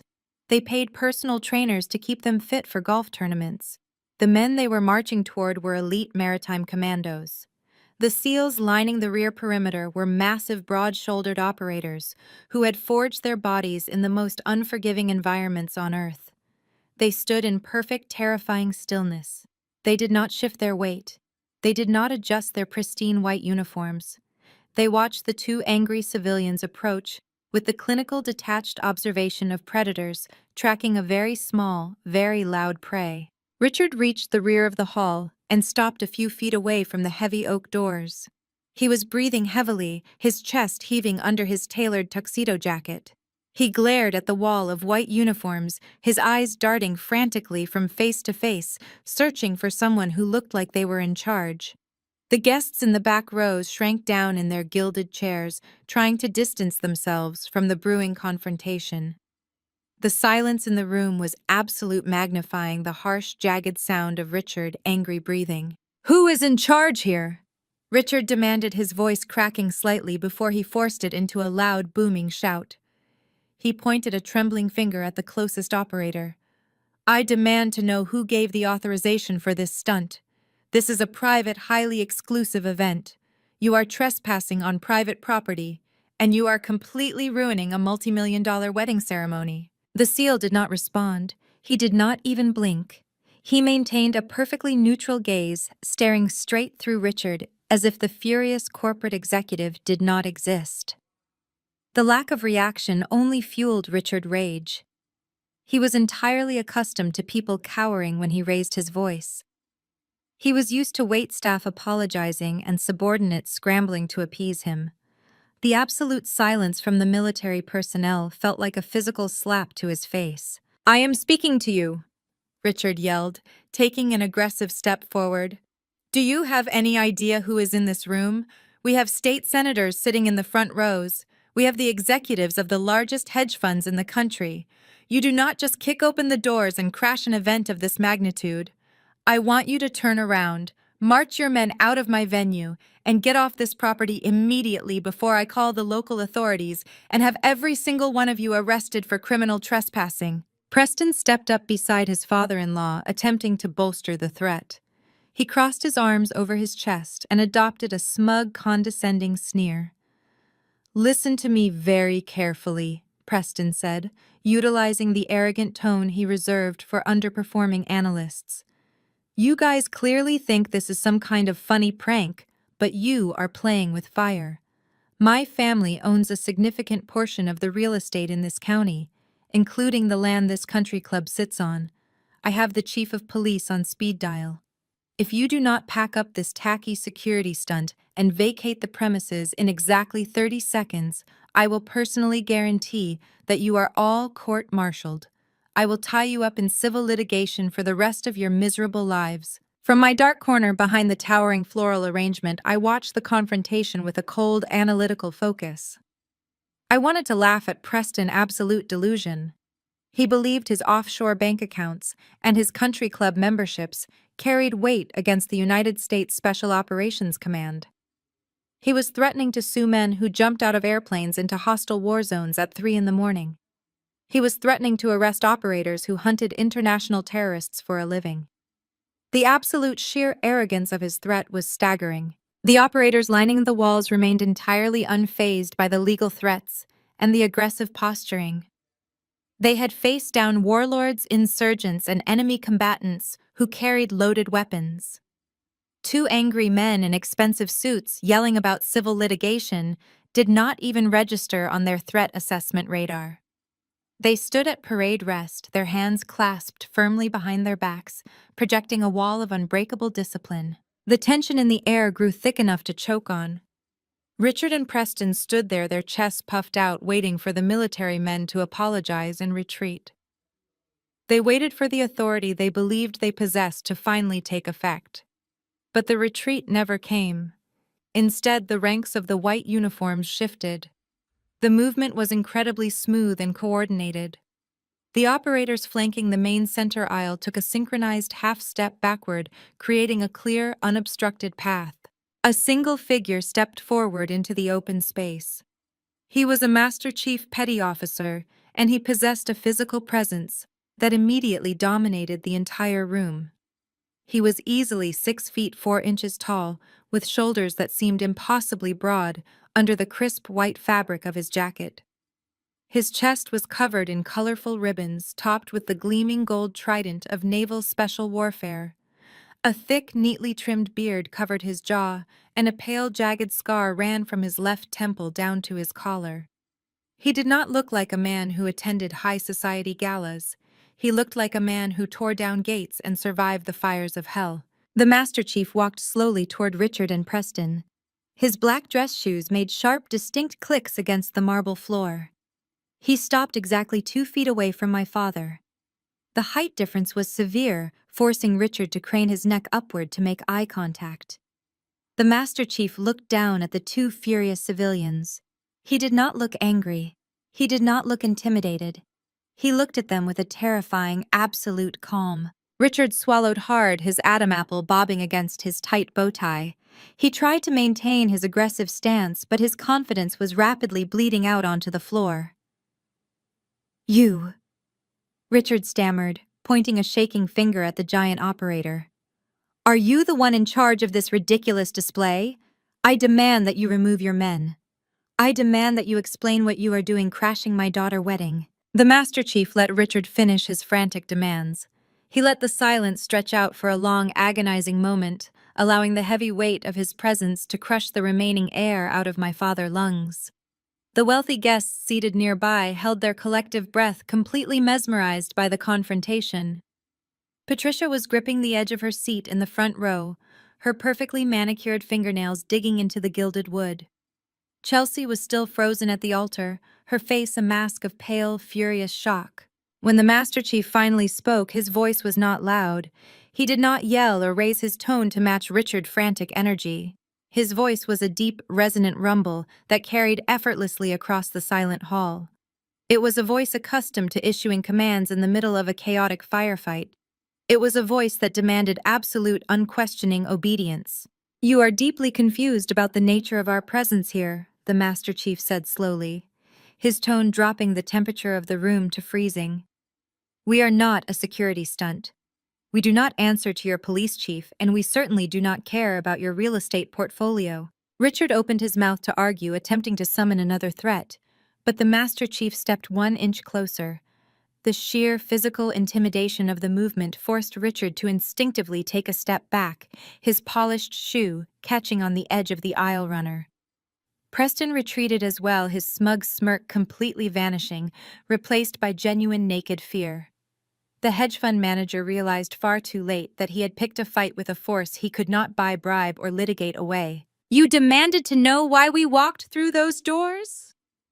The Master Chief continued, his cold, piercing eyes locking directly onto my father's terrified face.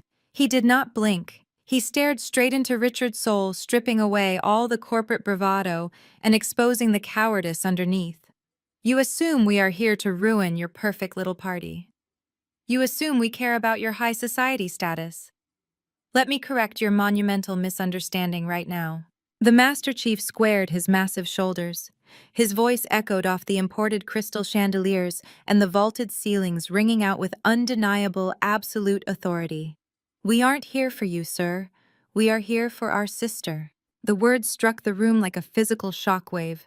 The declaration of fierce, unbreakable brotherhood shattered the toxic, artificial atmosphere of the country club.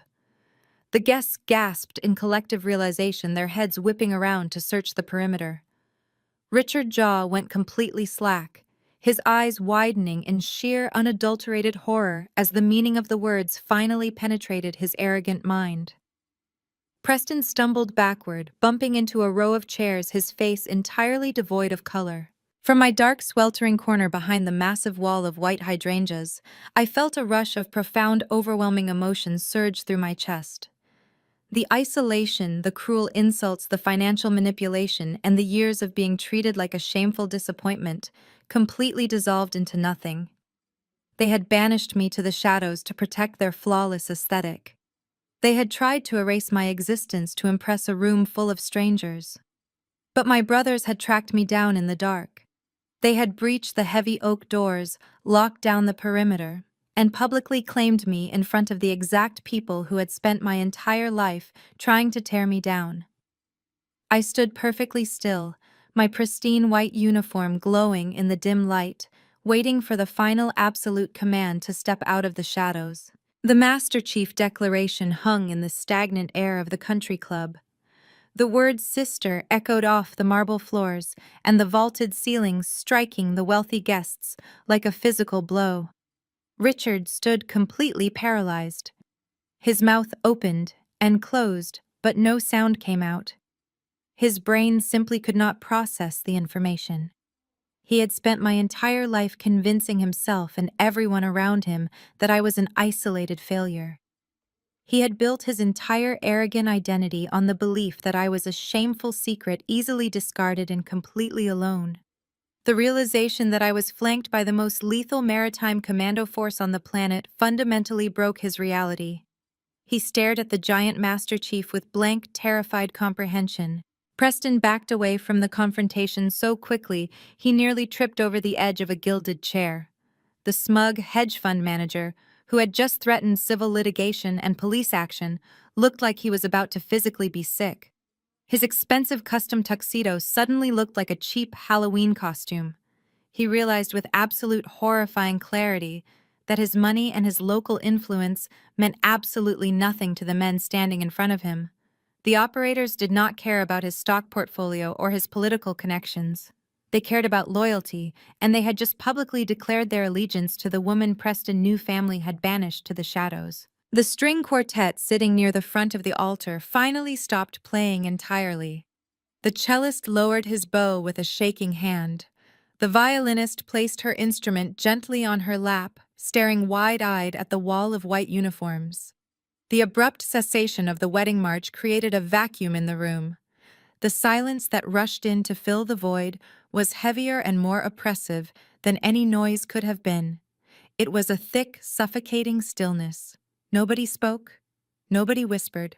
Hundreds of the most powerful corporate executives and socialites in the region held their collective breath, terrified that any sudden movement might provoke the military force surrounding them. Chelsea remained frozen at the altar.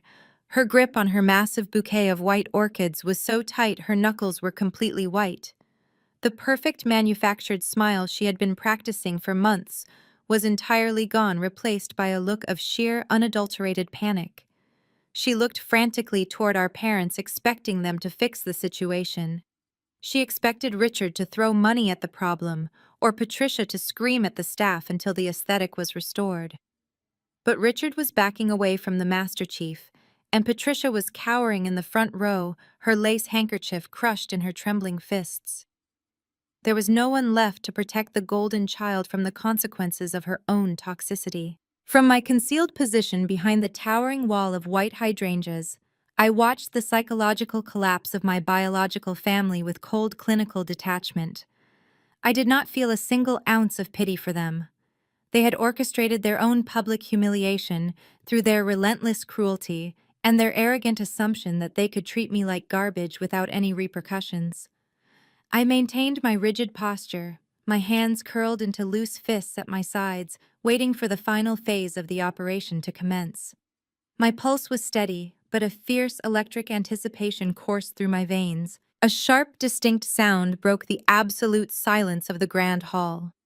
It was the heavy, synchronized tread of leather shoes striking the marble floor of the lobby. The footsteps were approaching the open oak doors at the rear of the venue. The cadence was precise and unhurried, projecting an aura of immense, undeniable authority. The Master Chief, who had just confronted my father, took a swift, calculated step backward. He pivoted sharply on his heel, aligning himself perfectly with the rest of the operators forming the perimeter. The slight movement signaled a massive shift in the tactical posture of the room. The men were no longer just holding the line. They were preparing to receive their highest command. A single figure stepped into the open threshold of the heavy oak doors. He wore the crisp, immaculate uniform of a United States Navy commander. He was a man in his late 40s with a sharp, angular jawline and eyes that scanned the room with the precision of a targeting laser. He did not look at the lavish floral arrangements or the imported crystal chandeliers. He did not spare a single glance for the terrified billionaires sitting in the gilded chairs or the furious bride standing at the altar. He looked directly at the ranks of his men, ensuring the perimeter was entirely secure and the formation was flawless. The commander took a deep, measured breath, expanding his broad chest under his pristine white jacket. He squared his shoulders and locked his knees, standing at perfect, rigid attention. He raised his chin and opened his mouth. When he spoke, he did not use a microphone, but his voice possessed a raw, concussive power that absolutely did not need artificial amplification. "Admiral on deck." The shout exploded from his chest with the force of a detonating charge. The words boomed off the stone walls and the vaulted ceilings, tearing through the stagnant air of the country club. The sheer volume and absolute authority of the command vibrated in the chest cavity of every single person in the room. It was not a request for quiet. It was an uncompromising, forceful demand for absolute total respect. The sound washed over the wealthy guests, causing several of the socialites in the front rows to physically flinch and cover their ears. They had never been spoken to with such raw, unfiltered power. They were accustomed to polite suggestions and deferential requests. The commander voice shattered their pampered reality, instantly asserting a dominance that could not be challenged. The physical response from the 300 operators in the room was immediate and terrifyingly violent. The second the final syllable left the commander's lips, every single Navy SEAL and Special Operations Support staff member moved as one single heavily armed organism. There was no hesitation. There was no fractional delay. 300 men executed a rigid, flawless military salute simultaneously. The sound of the movement was thunderous. It was a sharp, kinetic crack of heavy fabric snapping against muscle and bone, followed instantly by the unified concussive thud of 300 pairs of leather heels slamming together. The noise cracked through the dead, silent room like a synchronized rifle volley. It was sharp and violent and beautiful. The absolute precision of the movement showcased decades of relentless, grueling discipline. The operators stood frozen like statues carved from white marble, their right hands raised perfectly to the brims of their white service covers, their elbows locked at exact angles. They did not waver. They did not breathe. They transformed the luxurious civilian wedding venue into a hallowed military parade ground in a fraction of a second. The wealthy guests were completely paralyzed by the display. The sudden violent crack of the salute caused Patricia to let out a short, terrified shriek. She slumped back into her gilded chair, clutching her chest as if she had just been physically struck. Richard stumbled backward, his polished shoes slipping on the marble floor until his back collided hard against the edge of a wooden pew. He stared at the rigid saluting operators with wide, unblinking eyes, finally grasping the catastrophic magnitude of his mistake. He had not just insulted a lowly government worker, he had deeply and personally offended the most elite fighting force on the global stage. Preston Father, the arrogant hedge fund executive who had been sneering at the staff all evening, was completely frozen in the second row. His mouth hung open in a silent shape of pure astonishment. The illusion of his corporate invincibility had been shattered into a million pieces. He realized with absolute clarity that his wealth provided zero protection against the raw kinetic reality of the men standing along the walls. The only person in the civilian crowd who did not look terrified was Preston Grandfather. The billionaire patriarch and Vietnam veteran remained seated in the VIP section, but his posture had changed entirely. He sat perfectly straight, his chin held high, watching the flawless execution of the salute with an expression of profound, unwavering respect. He understood exactly what was happening. He understood the honor and the brotherhood that demanded this level of absolute discipline. The silence that followed the thunderous snap of the salute was even more profound than before. It was a heavy, expectant stillness that pressed down on the room, weighing heavily on the shoulders of the terrified guests. The air felt charged with static electricity. The entire perimeter of the venue was locked down by a wall of saluting operators, forming an unbroken tunnel of white and gold that led directly from the heavy oak doors at the back of the hall toward the front. But the tunnel did not point toward the altar. It did not point toward Chelsea or the waiting groom. The formation was deliberately angled to create a clear, unobstructed path leading straight toward the dark, neglected corner behind the towering floral arrangement. I stood in the shadows, my heart hammering a steady, powerful rhythm against my ribs. I brought my own right hand up, snapping off a crisp, rigid salute to match my brother's in arms. I held my hand perfectly steady against the brim of my cover, keeping my eyes locked on the open doorway at the back of the room. My parents had told me to hide so I would not embarrass them. They had banished me to the darkness because they believed I was a failure who did not deserve to be seen. But the highest echelons of the United States military were about to violently correct their assessment. A tall, imposing figure stepped slowly through the heavy oak doors. He wore the immaculate uniform of a four-star admiral in the United States Navy, the commander of the United States Special Operations Command. His presence carried the crushing, undeniable weight of absolute supreme authority. The gold braids on his sleeves and the massive, colorful ribbon rack on his chest caught the light, radiating a brilliant, commanding glow. He stepped over the threshold and paused, surveying the paralyzed room, with eyes that had overseen global conflicts and commanded hundreds of thousands of troops. The grand hall remained locked in a deathly, terrified silence, waiting for his first move. The ultimate reckoning had officially arrived, and the golden child perfect day was about to be permanently, irrevocably eclipsed. The four-star admiral stepped fully over the threshold, and the heavy oak doors closed silently behind him. His black dress shoes struck the polished marble floor with a slow, deliberate rhythm that commanded the absolute attention of every single breathing soul in the grand hall. He was a man who carried the immense, crushing weight of global military operations on his shoulders, yet he moved with an effortless, commanding grace.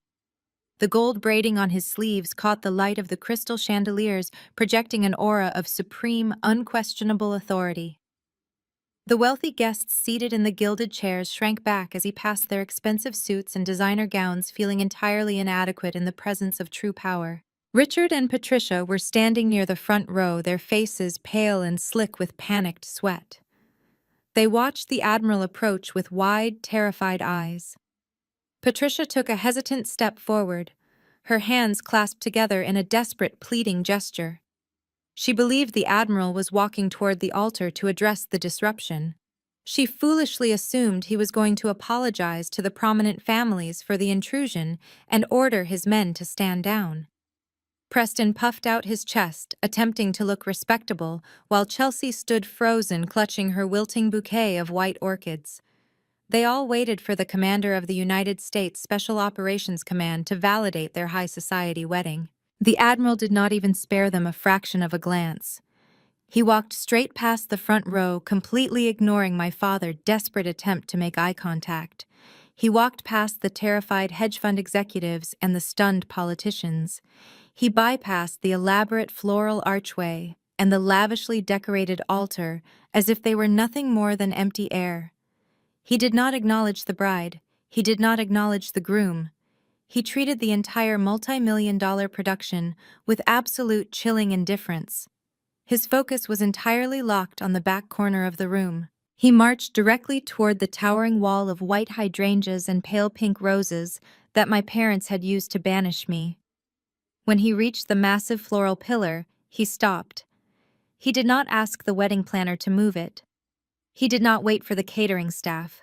He simply raised his hand and gestured to the two massive seal operators standing at parade rest nearby.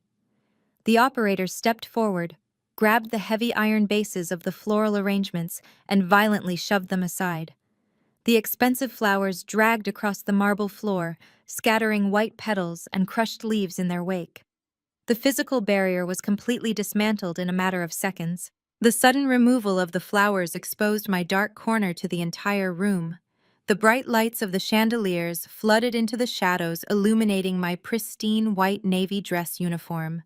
I stood at perfect rigid attention, my heels locked together and my chin held high.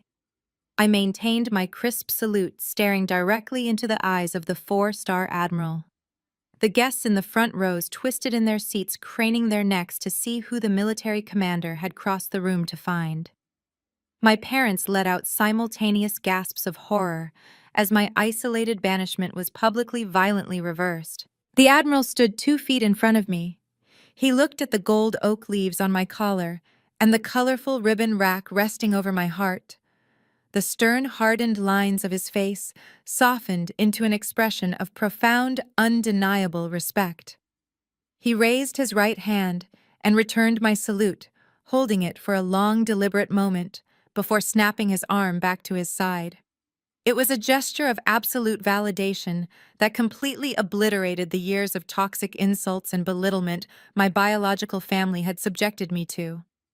I lowered my hand, matching his movement precisely. The admiral turned his back to me and faced the stunned audience. He looked down the long center aisle, his piercing gaze sweeping over the terrified faces of the corporate sharks and the socialites. He locked eyes with my father, who was practically hyperventilating near the front row. When the Admiral finally spoke, his voice did not require a microphone. It carried the raw, booming resonance of a man who commanded the most lethal operators on the planet. You sit in this opulent room surrounded by imported flowers and expensive champagne. The Admiral began, his voice dripping with a cold, terrifying contempt. You wear custom suits and boast about your financial empires. You measure a person's worth by the size of their stock portfolio and the exclusivity of their country club membership. I understand that just an hour ago, the woman standing behind me was ordered to hide in the shadows. I understand she was told her uniform was tacky and her career was a disappointing failure. I understand she was referred to as a glorified government worker who stamped passports at a desk. A collective gasp rippled through the audience. The wealthy guests turned their heads to stare at Richard and Patricia, whose faces had drained of all blood. They were completely exposed. Their cruel, arrogant insults had been repeated aloud by a four-star admiral in front of their most important investors and political allies. The public humiliation was absolute and devastating. "Let me correct your monumental, staggering ignorance," the Admiral continued, his voice rising in volume and intensity. "The woman standing behind me is Lieutenant Commander Rebecca. She does not stamp passports. She does not work a safe, comfortable desk job. She is a highly decorated intelligence officer attached to Naval Special Warfare. For the past 240 days, she has been deployed to one of the most hostile, unforgiving combat zones on the face of the earth." The silence in the grand hall deepened, becoming so thick it felt like it could shatter the glass windows. The hedge fund managers who had laughed at my father jokes during the rehearsal dinner suddenly looked physically sick. The illusion of their superiority was crumbling into dust. As commander of the United States Special Operations Command, I possess the authority to declassify specific operational details when the situation demands it, the Admiral announced, his voice echoing off the stone pillars. "I am officially declassifying the events of Operation Silent Dawn, which concluded exactly 72 hours ago. This room will hear exactly what this so-called disappointment achieved while you were busy selecting the color of your table linens." The Admiral squared his broad shoulders and delivered the truth with brutal, unyielding precision. 3 weeks ago, 2 entire platoons of our elite Navy SEALs were conducting a highly sensitive reconnaissance mission deep behind enemy lines. The operational environment was completely non-permissive. The intelligence was flawed and the situation deteriorated rapidly. Our men were ambushed by a massive, coordinated enemy force. They were heavily outnumbered, heavily outgunned, and completely pinned down in a fortified valley. The enemy engaged electronic warfare protocols, successfully jamming our satellite uplinks and severing their primary communications. They were blind cut off and facing imminent total annihilation. I watched from the back of the room as the reality of his words hit the wealthy crowd. The trivial concerns of their daily lives, offshore accounts, social media followers, and corporate mergers completely evaporated in the face of raw, terrifying combat reality. Chelsea stood at the altar looking like a frightened child playing dress-up in a white gown. She had spent her entire life trying to make me feel small. But the Admiral was currently painting a picture of a world so massive and dangerous, she could not even comprehend it. Lieutenant Commander Rebecca was stationed in a remote tactical operations center miles away from the ambush. The Admiral continued, his voice vibrating with fierce pride.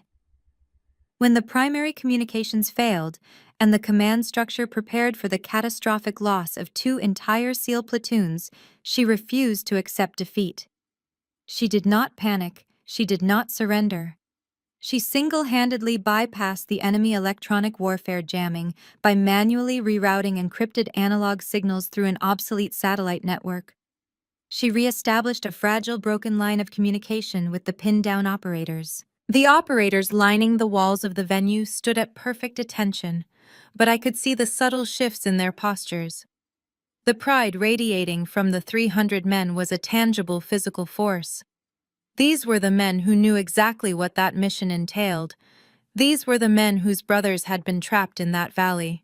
For 48 consecutive hours, Lieutenant Commander Rebecca did not sleep. The Admiral stayed, his gaze locking onto my father's terrified face. She did not eat. She remained glued to her terminal, operating entirely on sheer willpower and absolute tactical brilliance.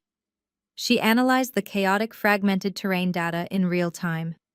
She orchestrated a highly complex, multi-tiered exfiltration strategy, identifying a narrow, treacherous escape corridor that the enemy had overlooked. She guided our operators step by step, inch by inch, through hostile territory under the cover of darkness. She coordinated precise danger close air support to cover their movements. The Admiral paused, letting the sheer magnitude of the operation sink into the minds of the paralyzed guests. The room was so quiet I could hear the sharp intake of breath from the socialite sitting in the third row. Because of the relentless, brilliant actions of the woman you tried to hide behind a flower arrangement, every single one of those operators made it to the extraction point, the Admiral said, his voice dropping to a low, dangerous rumble. She did not just perform a job. She saved the lives of 42 American heroes. She brought our brothers home. She is the absolute embodiment of honor, courage, and commitment. She is a tactical genius and a national treasure. You called her a failure because she does not fit into your shallow, superficial world. The truth is, your entire world is not worthy of shining her combat boots. The revelation struck the country club like a kinetic strike. The wealthy guests stared at me, sitting in the shadows, completely awestruck. The billionaire patriarch Preston grandfather stood up from his VIP seat in the front row. He ignored his furious family and turned his body completely around, facing my dark corner. He snapped his heels together and delivered a crisp, sharp military salute, ignoring his advanced age and his expensive tailored suit. He understood the profound weight of what I had done. He saw past the petty family drama and recognized the absolute terrifying reality of saving 42 lives in the dark. My parents looked like they were going to collapse. Patricia covered her mouth with her trembling hands, tears ruining her perfect makeup. These were not tears of joy or pride. They were tears of absolute horrifying shame. She realized that the entire elite social circle she had spent her life cultivating now looked at her with pure, unadulterated disgust. She had publicly mocked and banished a hero to protect an influencer wedding aesthetic. Richard stumbled backward, holding onto the wooden pew for support. His corporate empire, his arrogant dominance, and his entire fragile identity had been publicly, violently dismantled by the commander of the United States Special Operations Command. The golden child perfect day was completely, utterly dead. The truth had finally been unleashed in the grand hall. The entire room was waiting for the final, ultimate recognition of my sacrifice to begin. The Admiral's words hung in the air, a heavy, undeniable testament to the brutal reality of combat and the absolute necessity of decisive action. The room was so silent that the faint hum of the air conditioning sounded like a roaring engine. The wealthy guests who had spent the evening comparing stock portfolios and boasting about their corporate acquisitions were now completely paralyzed by the sheer magnitude of the narrative they had just heard. They were looking at me, a woman my own parents had deemed a failure, and they were seeing something they could barely comprehend. They were seeing a tactical mastermind who had held the lives of 42 elite warfighters in her hands and brought them all back alive. The Admiral turned his body, slowly facing me directly. The immense, crushing weight of his presence was overwhelming, but I did not break my military bearing. I kept my eyes locked onto his, maintaining my rigid posture. The physical distance between us was less than 2 feet. He reached into the breast pocket of his immaculate white uniform jacket. He did not pull out a piece of paper or a set of orders. He withdrew a small, dark blue velvet box. The velvet caught the light of the chandeliers, contrasting sharply with the pristine white fabric of his uniform. The collective intake of breath from the 300 seals lining the perimeter of the room was an audible physical sound. They knew exactly what that box contained. They knew the profound, terrifying weight of the metal inside. Lieutenant Commander Rebecca, the Admiral said, his voice dropping to a low, resonant register that vibrated with raw emotion. The United States Special Operations Command does not issue this decoration lightly. It is reserved for those who demonstrate extraordinary heroism and absolute unwavering commitment to their brothers and sisters in arms. You operated in the darkest, most hostile environment imaginable. You refused to accept defeat when catastrophic failure was the most probable outcome. You placed the lives of your fellow operators above your own safety, and you executed a flawless tactical exfiltration that will be studied in military academies for decades to come. He opened the velvet box.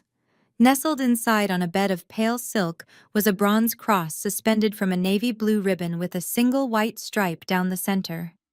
It was the Navy Cross, the second highest military decoration for valor that a member of the United States Navy could receive.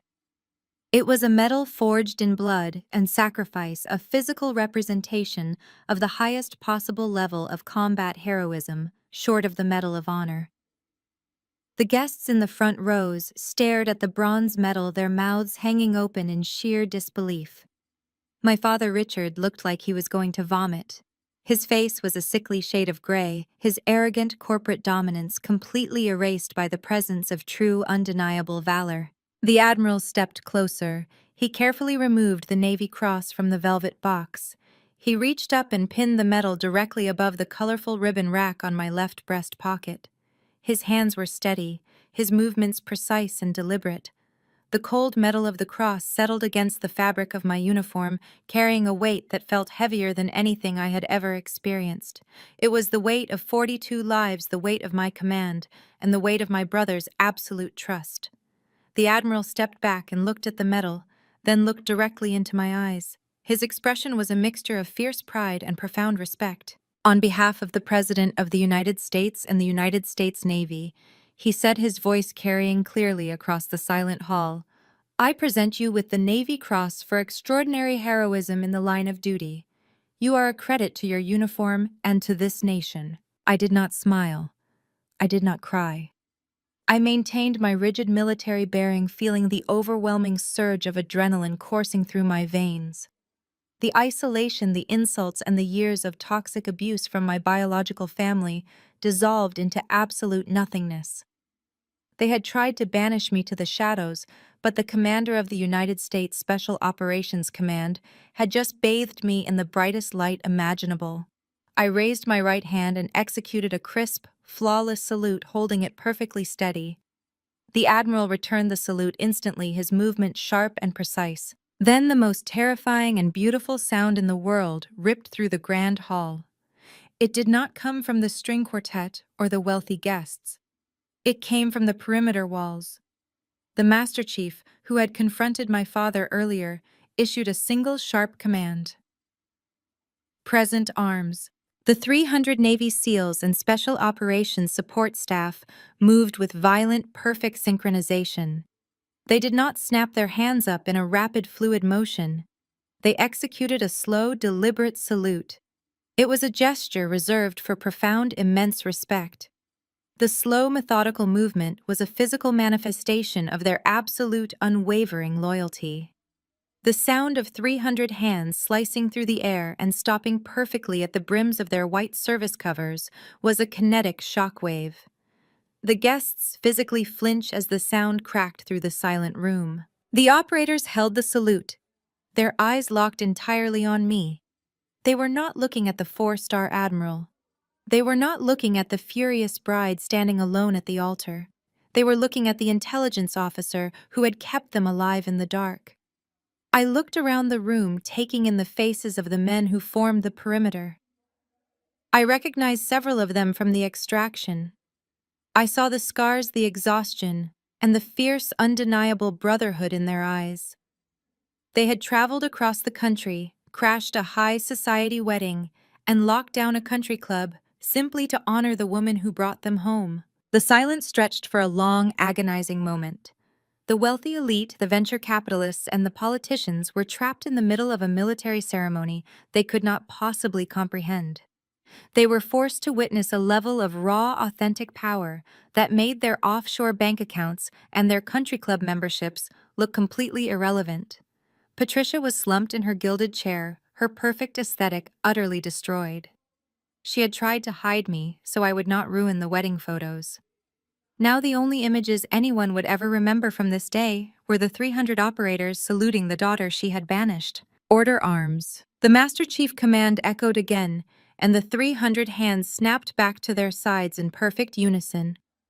The kinetic crack of the movement signaled the end of the formal ceremony. The Admiral lowered his salute and turned to face the front of the room. He looked at my father, Richard, who was leaning heavily against a wooden pew, his face completely devoid of color. The Admiral did not say a word to him. He simply offered a look of absolute freezing contempt.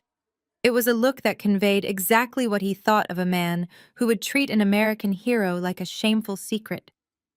The Admiral turned back to me, offering a single respectful nod before marching slowly, deliberately back down the center aisle toward the heavy oak doors. The power dynamic in the room had shattered into a million irreparable pieces. The Golden Child Perfect Day was a smoking ruin. The corporate networking event was entirely dead.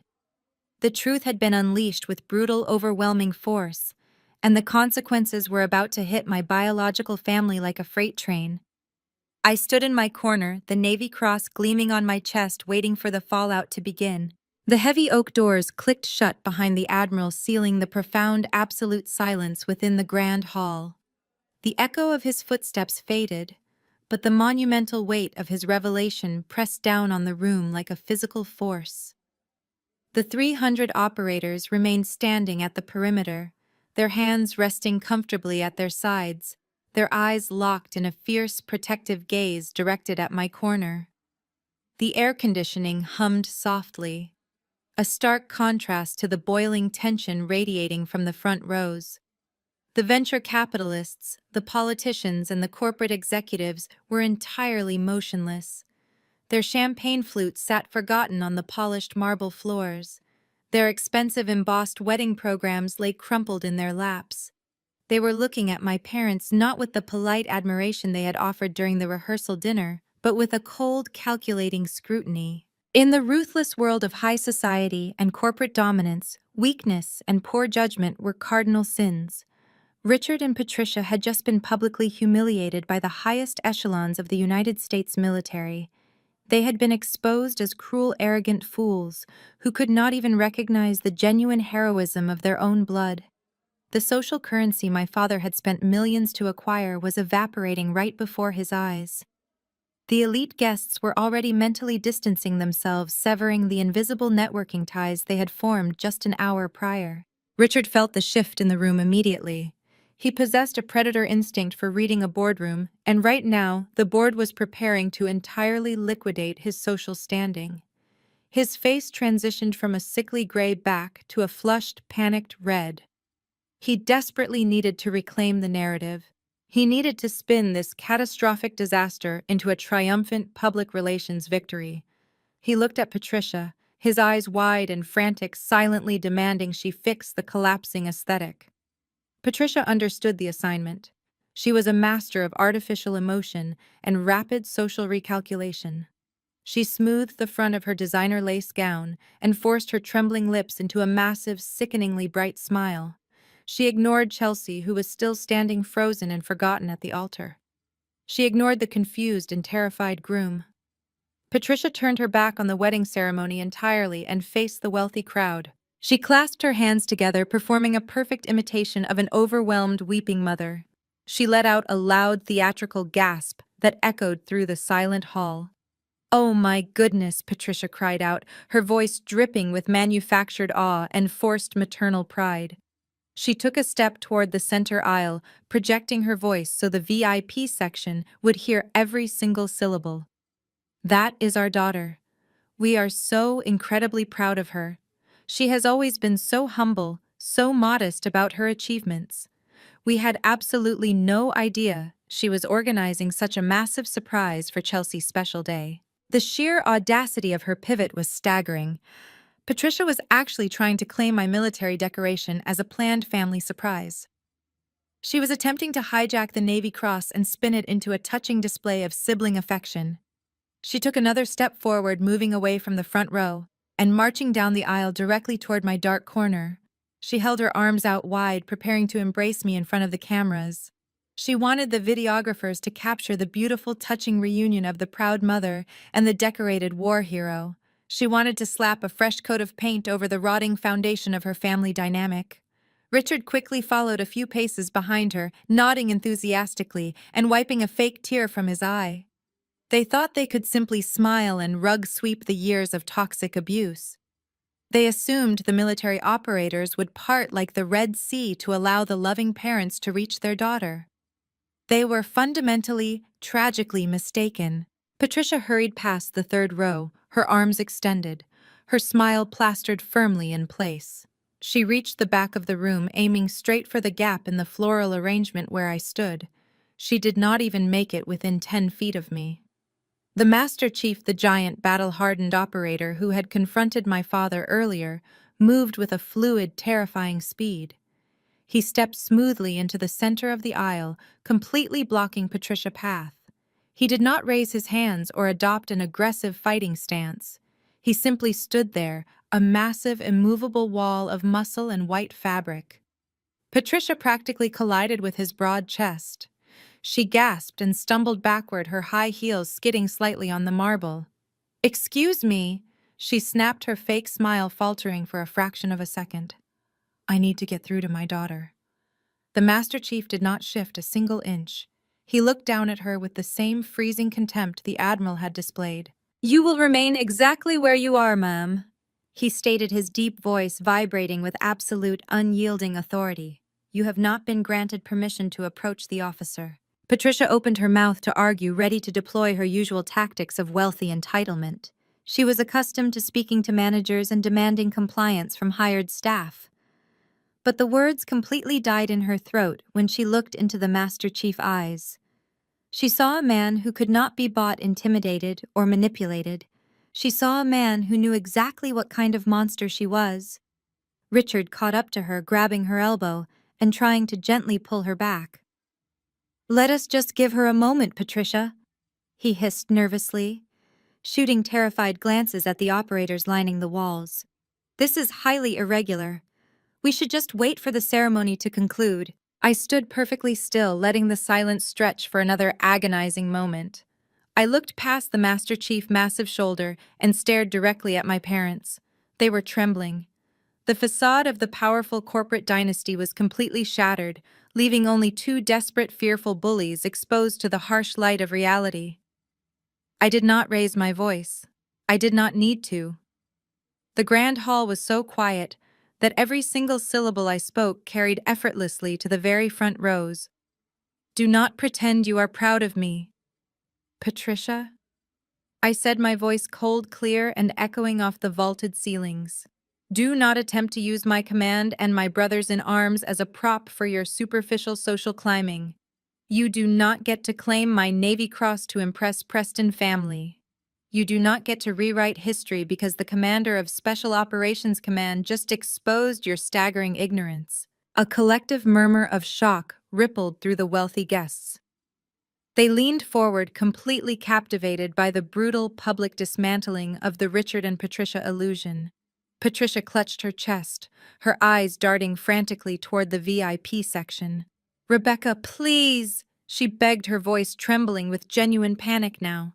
"Not here, not in front of everyone. We are a family. We can talk about this in private." "We are not a family," I stated flatly, refusing to give her an inch of ground.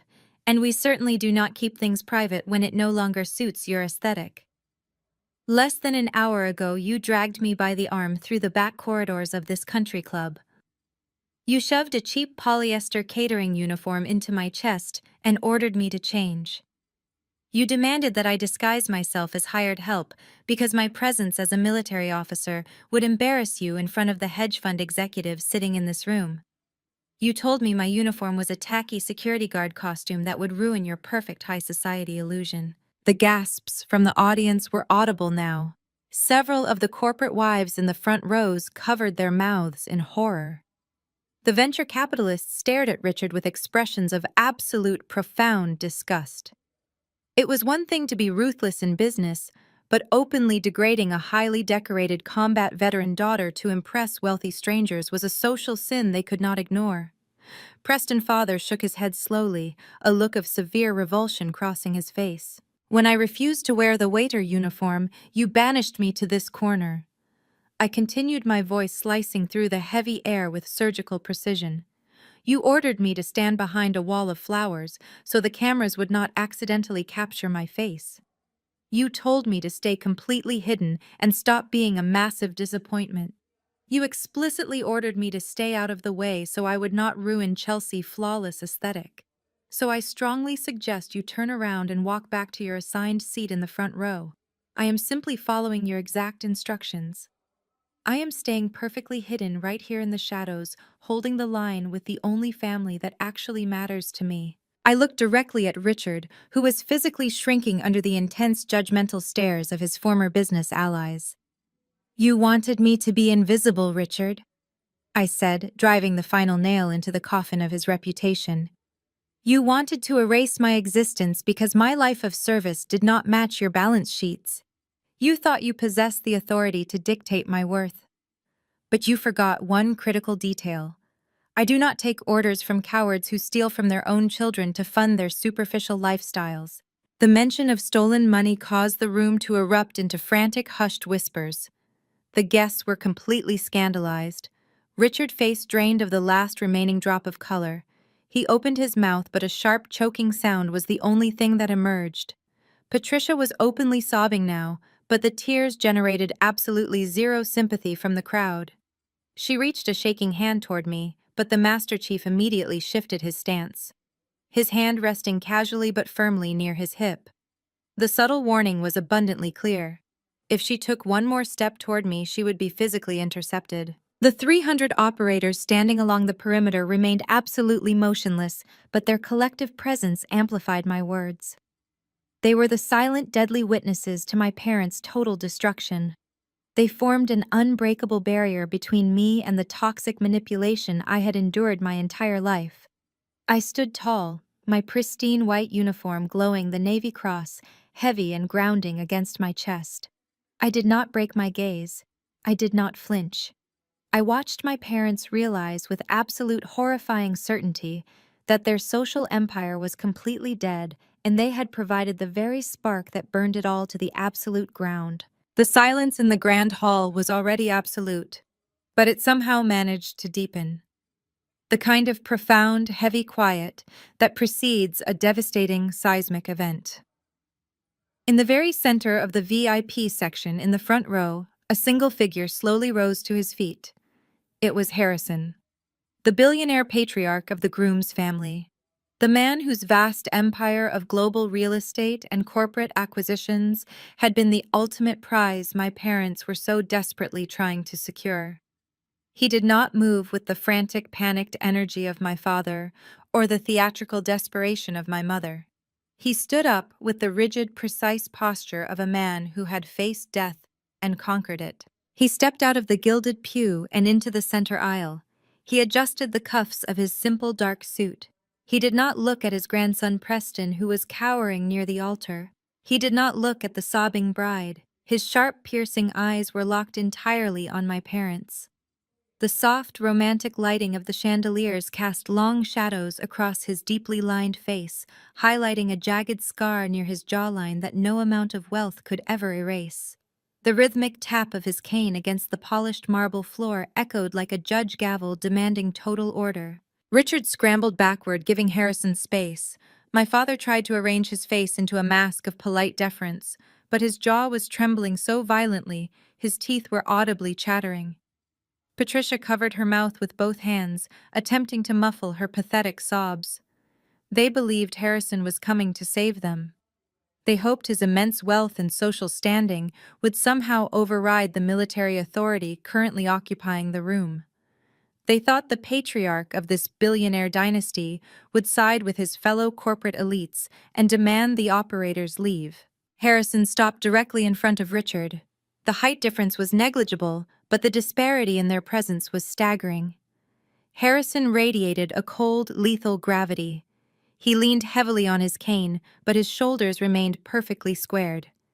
He looked at my father with an expression of such pure, unadulterated revulsion that several guests sitting nearby physically flinched. I sat in the shadows of the lounge last night. Harrison began, his voice a low, rough gravel that commanded absolute attention.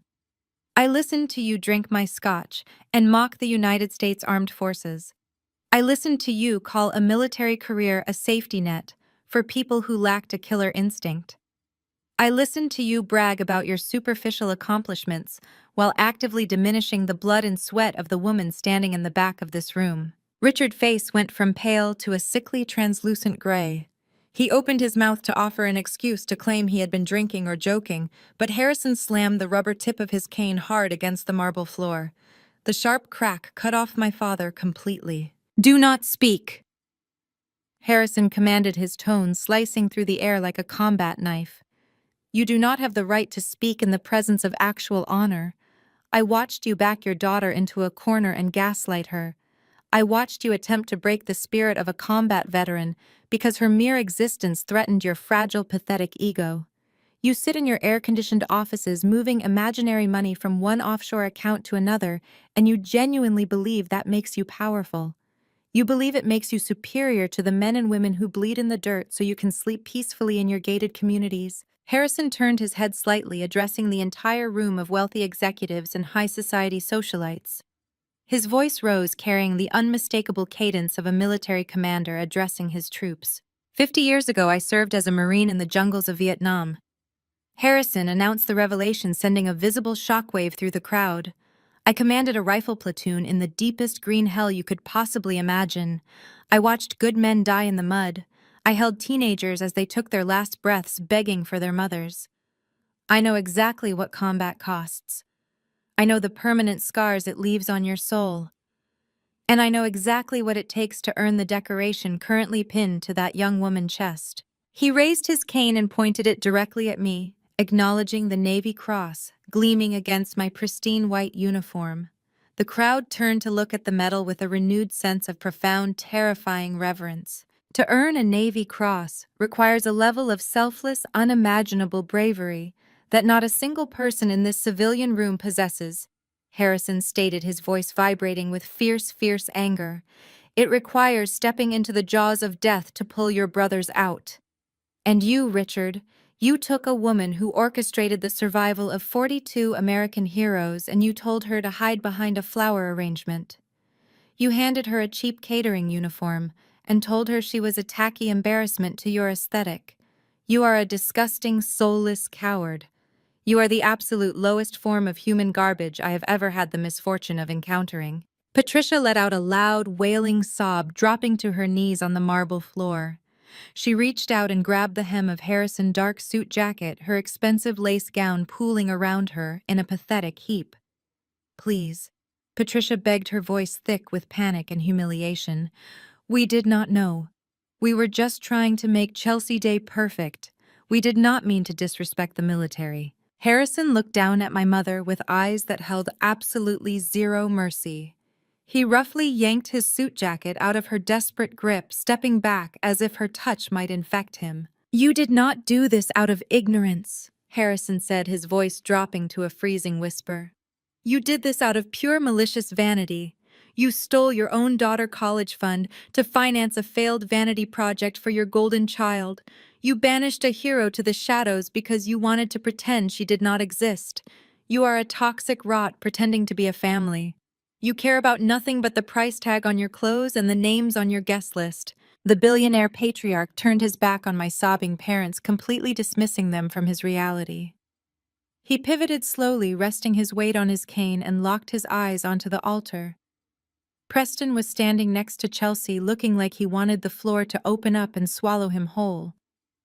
The groom was sweating profusely, his expensive custom tuxedo clinging to his damp skin. He tried to offer his grandfather a weak, placating smile, but it looked more like a grimace of sheer terror. "Grandfather," Preston stammered, taking a hesitant step forward, away from his bride. "Please, this has nothing to do with me. I had no idea they were treating her this way. I just wanted to marry Chelsea. We can fix this. We can ask the catering staff to set up a chair in the front row for Rebecca. We can make it right." The sheer profound stupidity of Preston's response was staggering. He was offering a folding chair to a Navy Cross recipient flanked by 300 special operations personnel, as if that would somehow undo decades of systemic abuse. He was desperately trying to salvage his own financial future by throwing his new bride and her family directly under the bus. Harrison stared at his grandson, shaking his head in absolute disgust. You are a weak, spineless fool, Preston. I have watched you grow up with every advantage this world has to offer. I paid for your Ivy League education. I gave you a position in my firm. I handed you the keys to an empire, and you have learned absolutely nothing about character or integrity. Preston faced crumbled, his hands raising in a defensive gesture. Grandfather, I love her. I love Chelsea. You love her social media following and her parents' country club connections? Harrison spat, his voice laced with bitter disappointment. You chose to align yourself with a family of superficial abusers because you are exactly like them. You stood by and watched them degrade a military officer today, and you said nothing. You cared more about the optics of your wedding photos than the basic fundamental dignity of a human being. Harrison gripped the handle of his cane, his knuckles turning white with fury. He took a deep breath, steadying himself before delivering the final catastrophic blow to the entire production. I built my company from the ground up after I returned from the war, Harrison announced, his voice echoing with absolute finality. I built it on a foundation of loyalty, discipline, and honor. I refuse to allow a single penny of my legacy to be squandered by a coward who marries into a family of toxic parasites. Preston's eyes widened in sheer unfiltered horror.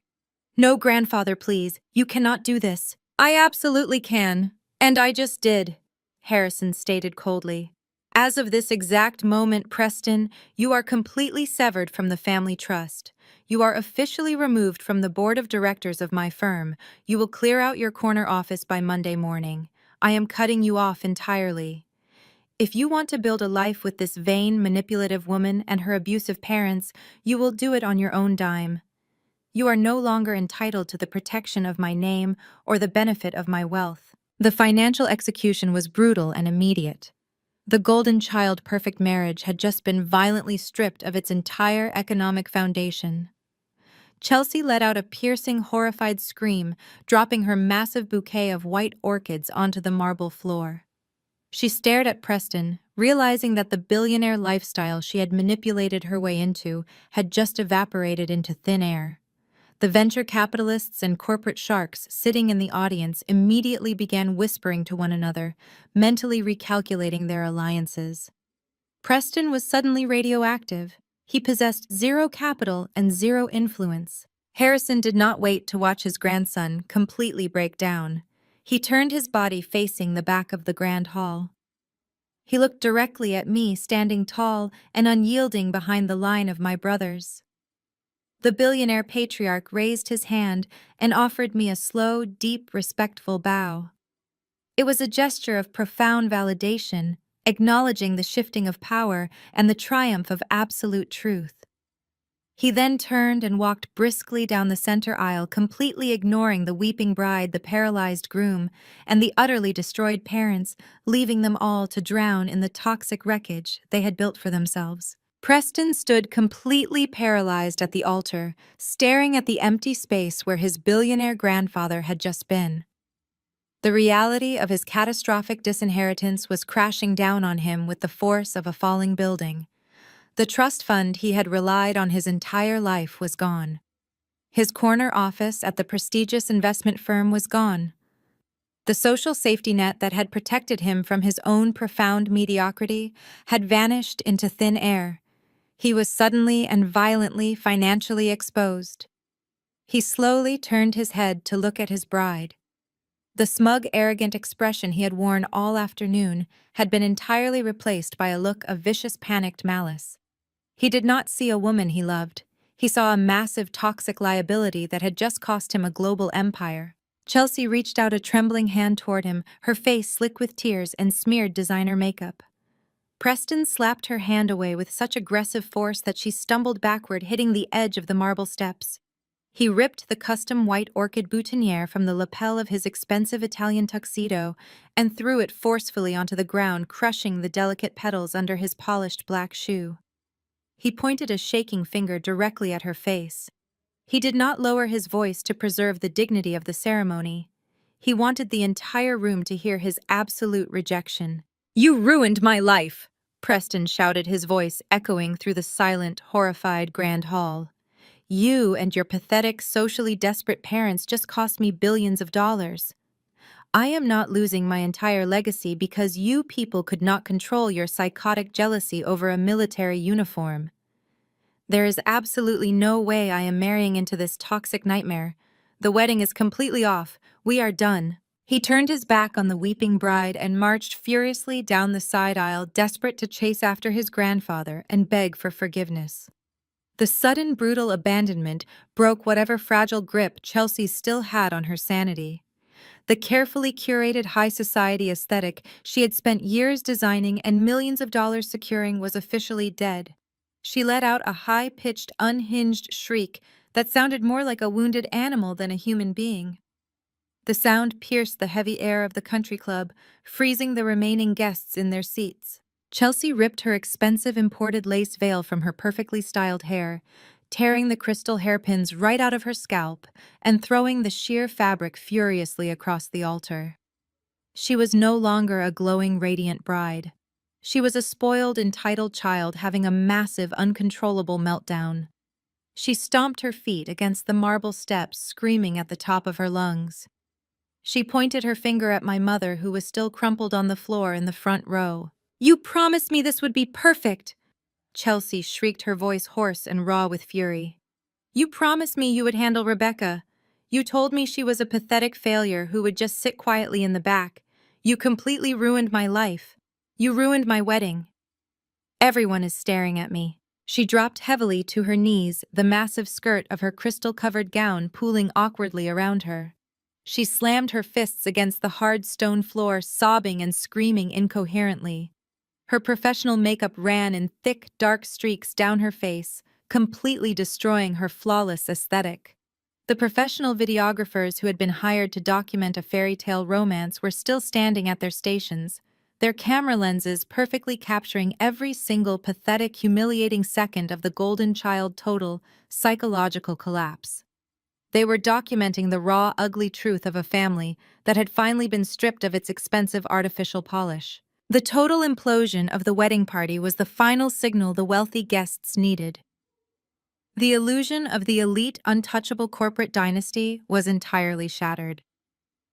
Following the powerful lead of the billionaire patriarch, the state senators, the hedge fund managers, and the venture capitalists began to stand up in mass unison. They did not offer polite excuses. They did not offer superficial condolences to the weeping mother of the bride. They picked up their expensive coats and designer purses and began marching purposefully toward the side exits.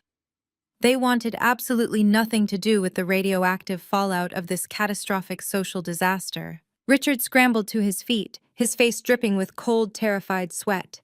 He watched the mass exodus of his entire corporate network with sheer blinding panic.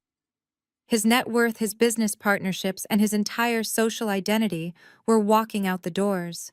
He lunged forward, grabbing the arm of a prominent tech CEO who was attempting to bypass the front row.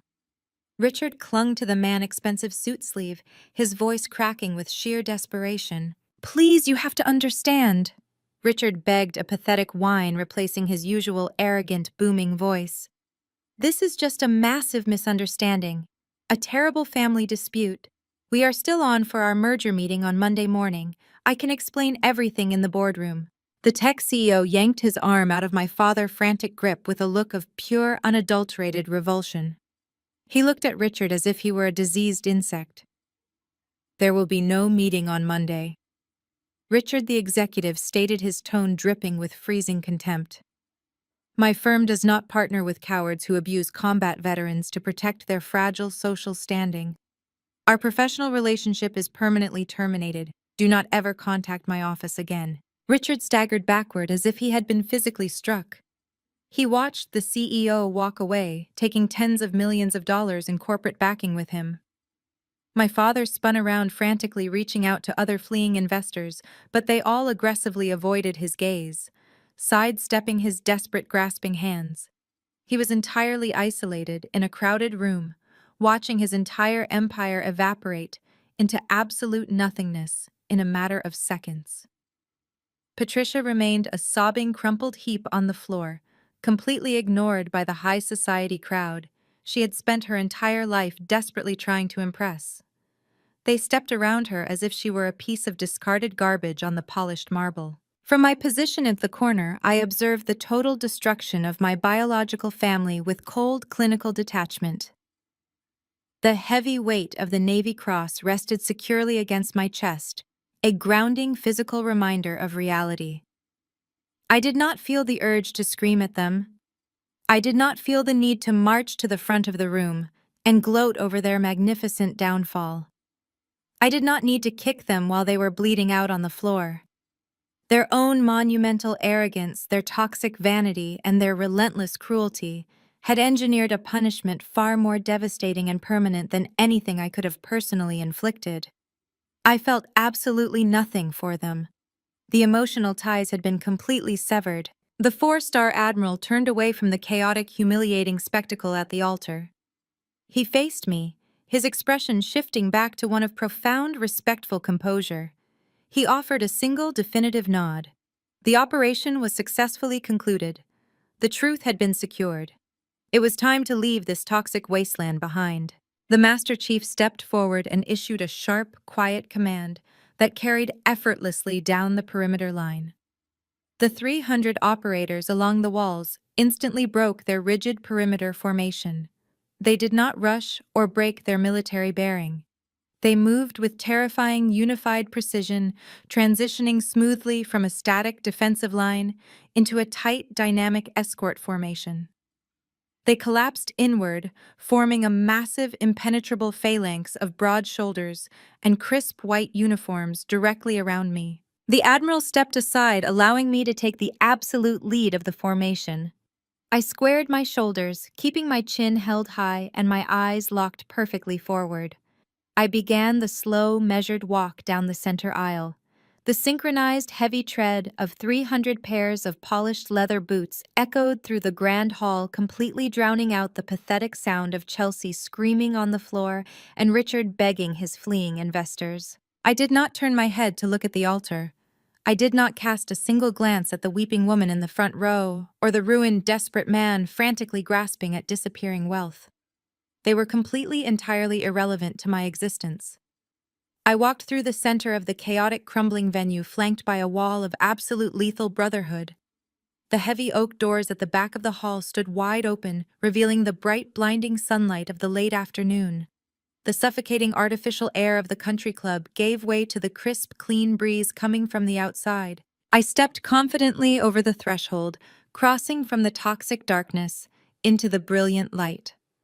I walked out the front doors, surrounded by 300 fierce, loyal brothers in arms and a four-star admiral, leaving my biological family to drown permanently in the miserable, suffocating ashes of their own staggering arrogance. I stepped forward into a future built on absolute truth, profound honor, and an unbreakable bond that no amount of money could ever buy.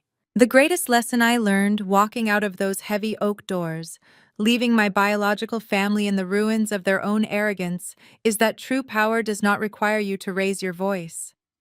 For 34 years, I desperately waited for my parents to validate my worth. I thought if I just achieved enough or stood tall enough, they would finally see me. What that day taught me is that toxic people will never recognize your light because it exposes their shadows. My parents measured human value in offshore bank accounts, designer labels, and superficial country club aesthetics. They could not comprehend the profound, unbreakable bond of shared sacrifice. They called my uniform a costume because they had never stood for anything greater than their own fragile egos. Blood does not make a family. Loyalty does. Family is not the people who banish you to the dark corners to protect their image. Family is the people who will breach the doors, secure the perimeter, and stand shoulder to shoulder with you when the world tries to make you feel small. You do not have to shrink yourself to fit at a table that was never built for you. You have the absolute right to walk away and find the people who will proudly hold the line by your side. If you have ever been treated like a disappointment by the people who were supposed to protect you, I want you to know that their blindness is not your burden to carry. Stop fighting for a seat at their toxic table. Have you ever had to walk away from abusive relatives and build your own chosen family. Share your story in the comments below. If my journey resonated with you, please hit that like button and subscribe for more stories about claiming your worth, setting unbreakable boundaries, and holding the line for your own happiness.